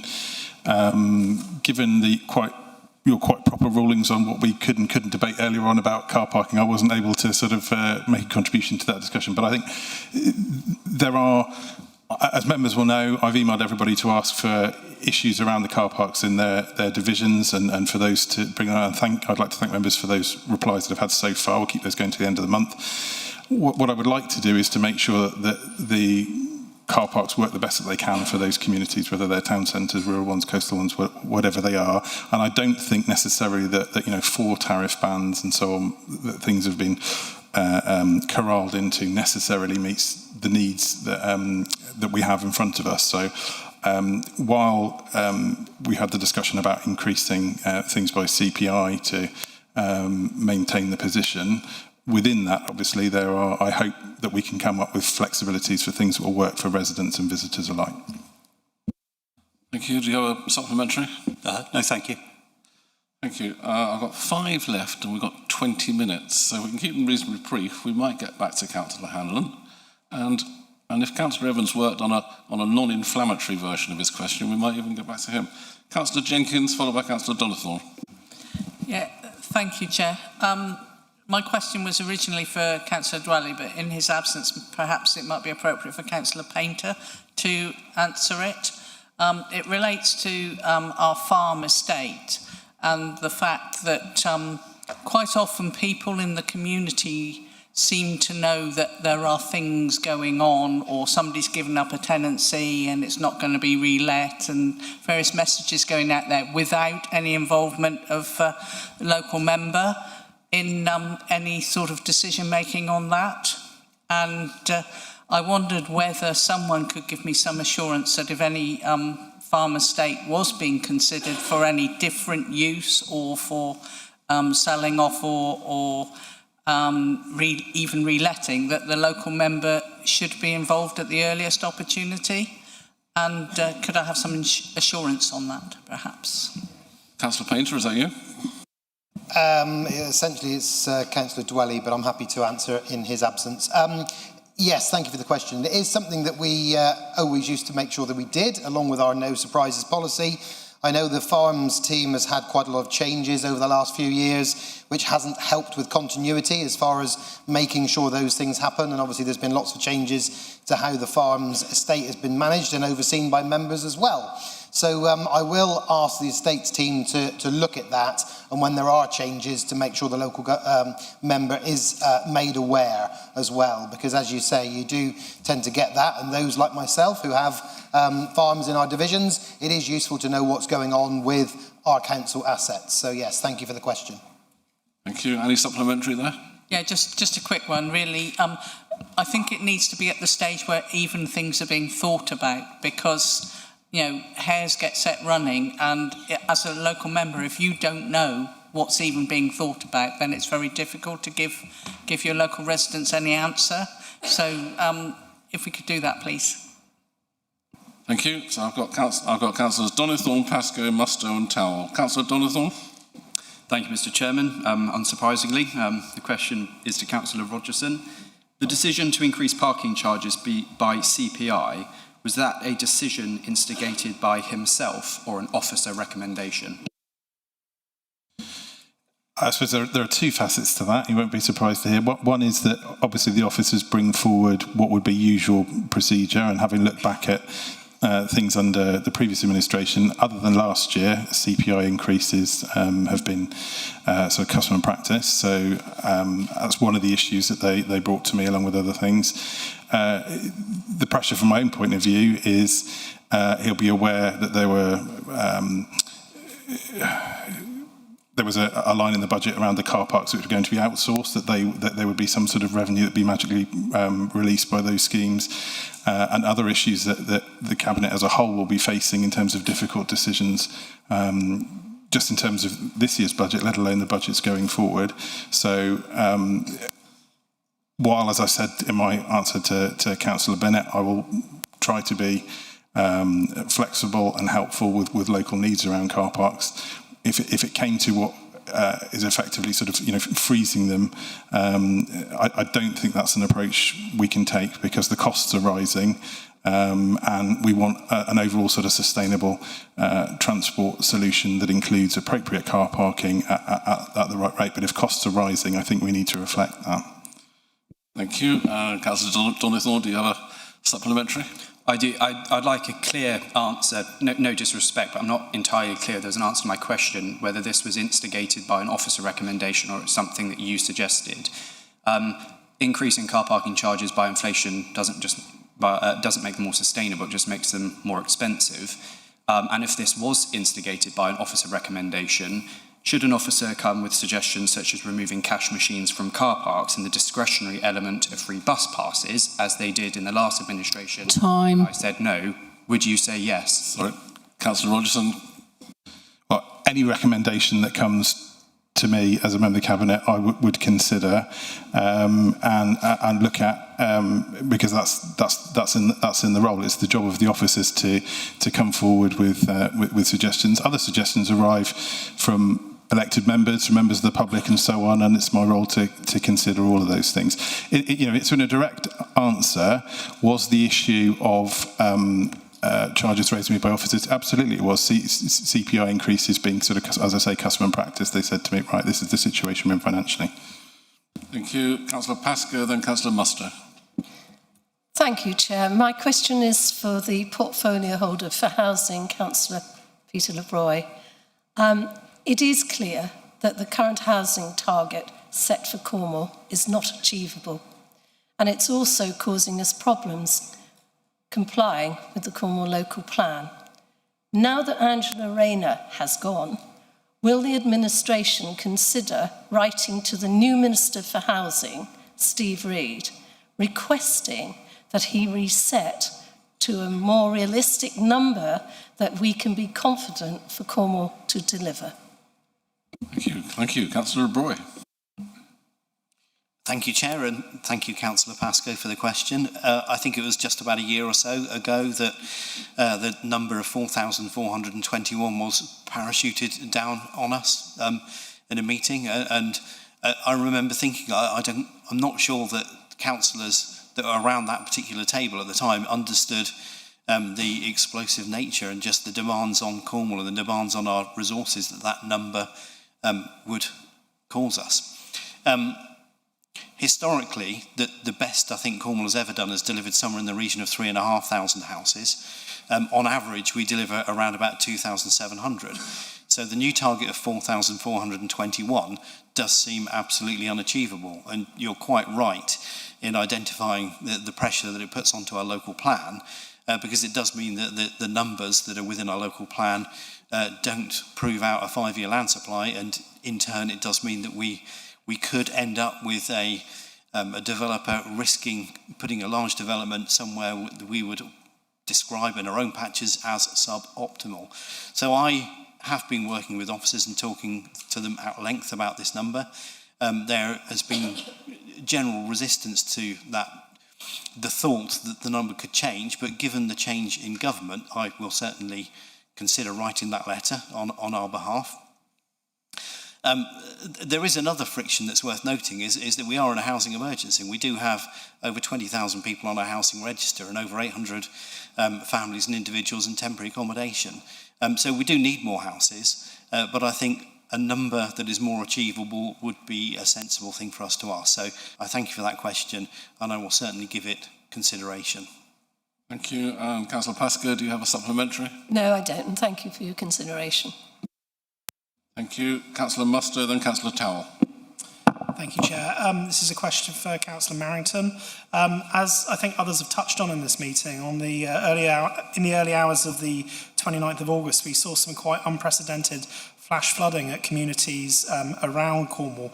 In particular, I'd like to mention Mevagissey, where we had our fire crew came out, community fire crew came out and worked for hours in the early hours of the morning, supporting local residents and businesses and minimising the damage. And then I was around there the next morning and saw some of these community, the community firefighters in their day jobs assisting the community there. And I just wanted to put on record my thanks, and I just wondered if you'd what your thoughts were on that, both not just in Mevagissey, but I think in Foy and Lou, up and down the south coast where we had these particular issues, and how well our fire service responded to them. Thank you. Thank you. Councillor Marrington. Yeah, thank you, Councillor Musto. And I think that this is the point. I mean, we're getting more and more things like flash flooding because of climate change, and especially down here in Cornwall.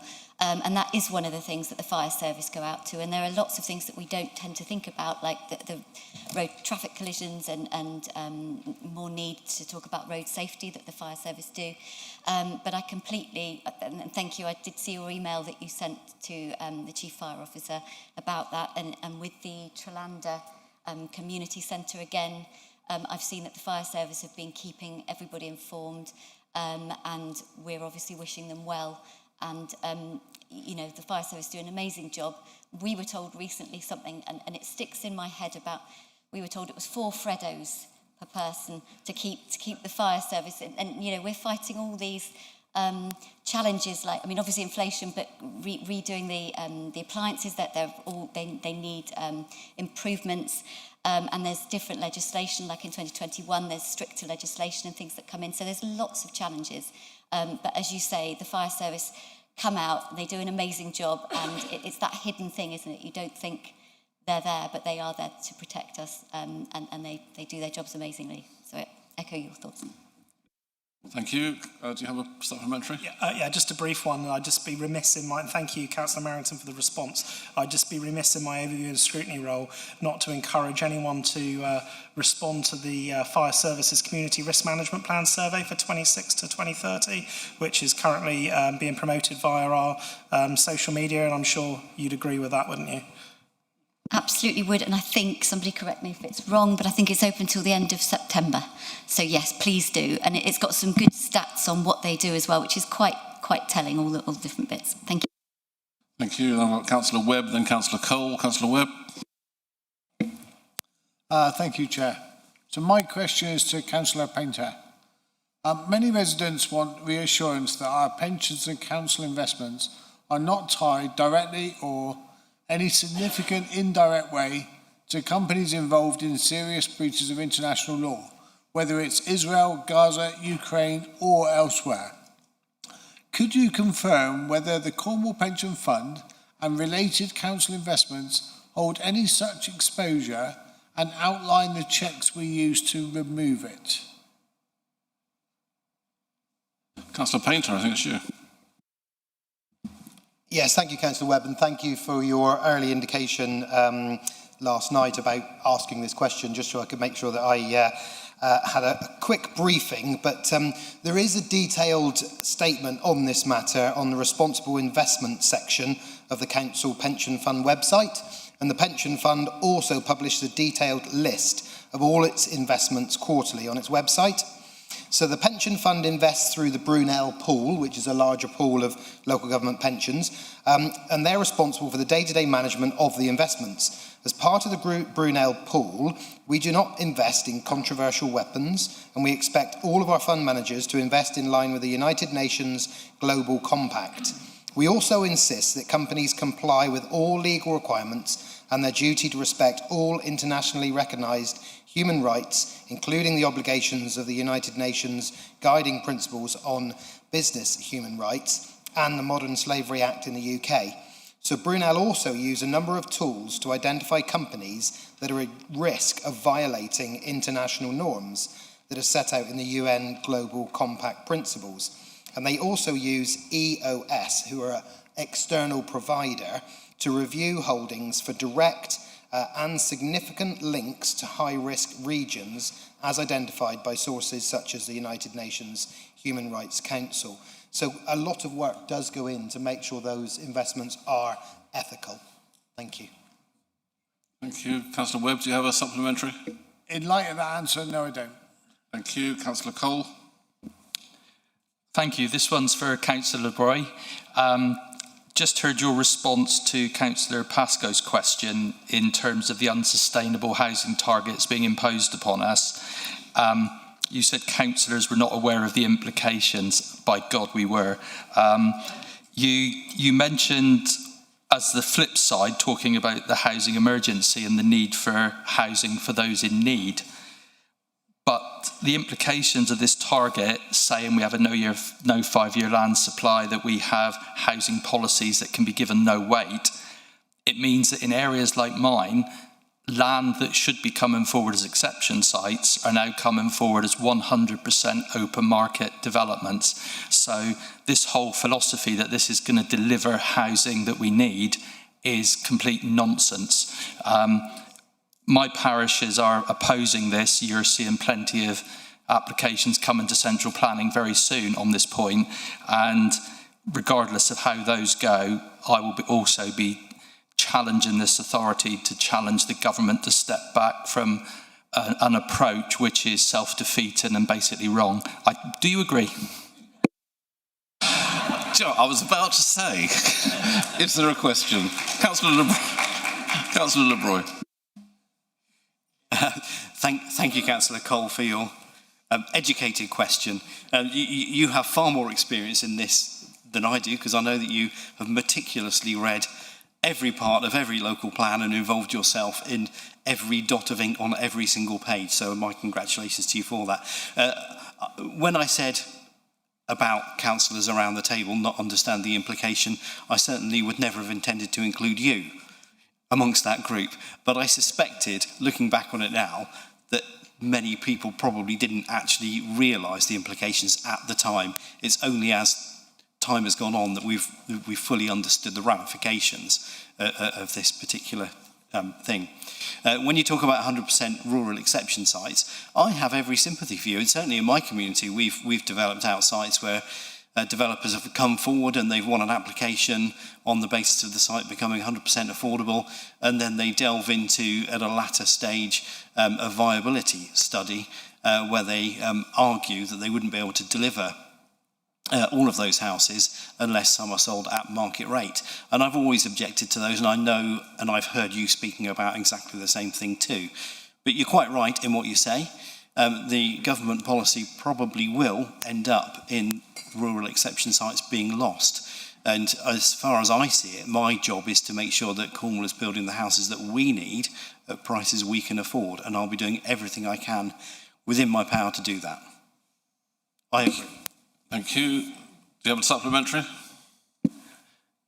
Yeah, there was the bit of the question about standing with us to actually challenge the government to actually redo its targets to something that's more appropriate, more sustainable, and means we have a 5-year land supply which allows us to apply the policies that we spent years and years writing on behalf of the people of Cornwall.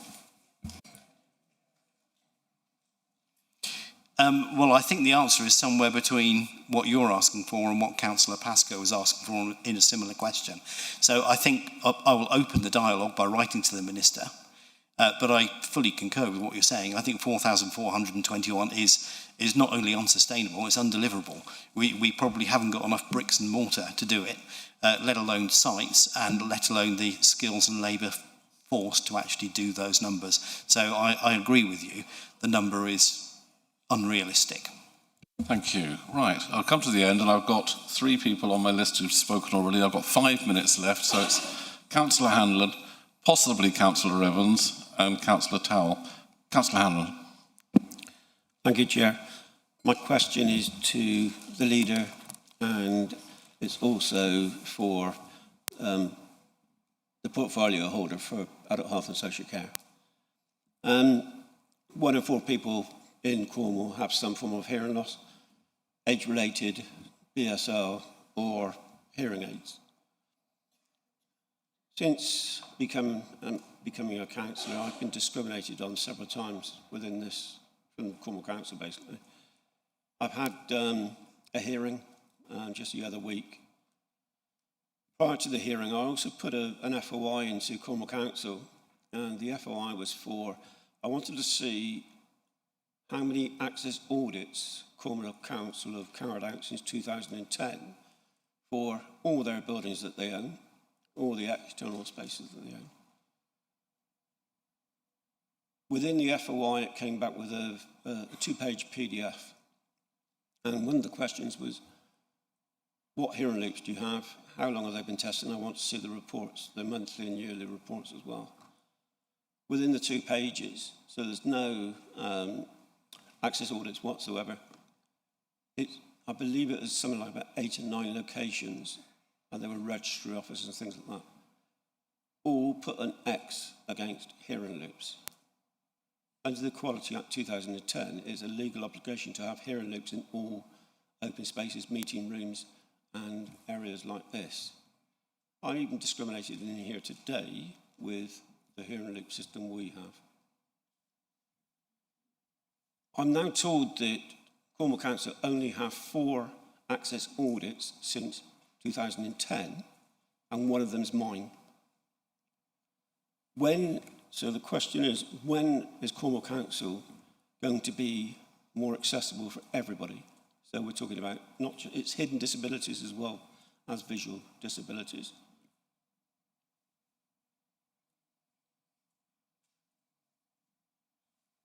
Thank you, Councillor Hanlon, and I'm really sorry that you've had these issues since being elected. Obviously, it's not something I can answer as an individual, but I think it's something we have to take seriously to ensure that people with hidden disabilities can fully participate in our meetings, and that's only right and democratic. So I will ask, I will not ask, I will tell the Chief Exec and the Monitoring Officer to meet with you on this issue so we can get it resolved so you can fully participate in our meetings. Thank you. You've used 4 minutes of the 5 minutes we had, so I'm going to ask you if you've got a supplementary, but it means the other members don't get to speak. So have you got a supplementary question? Yes, thank you, Chair. I've been told many times that going forward we'll try to put things right. I've been complaining on the local plan because it's not fit for purpose and for disabilities and campaigning since around about 2010. I tried to become a county councillor. This is the third time lucky. If I wasn't sat here today, accessibility would still be as low. So it's not been a thing that Cornwall Council have ever thought about. There are a lot of people, the councillors that are here today, there's more people with disabilities than you've ever had before. Thank you, Councillor Hanley. Just time on that one. Who's going to answer that? Did we even get to a question? I don't know. Councillor McKenna, go on. Chair, thank you, Councillor Hanlon, for the supplementary question. As you know, you are my shadow, so we will talk about this. I'm happy to support you as best I can to try and ensure that, as Councillor Frost said earlier, nobody with disabilities is disadvantaged in the council building. Thank you, and that's it, I'm afraid. I'm sorry to councillors that didn't get to come back a second time. If you want to put your questions in writing, because I would have liked to have heard an answer to the tree question myself. If you'd like to, don't say that. I'd like to have heard the answer to that. So if you put your questions, send your questions to me, Councillor Towell, Councillor Evans, and I'll pass them on and get answers out. That takes us, I think, to the very end, does it? Yeah, any other business? No, there's no other business. So that concludes the end of the meeting. Thank you very much.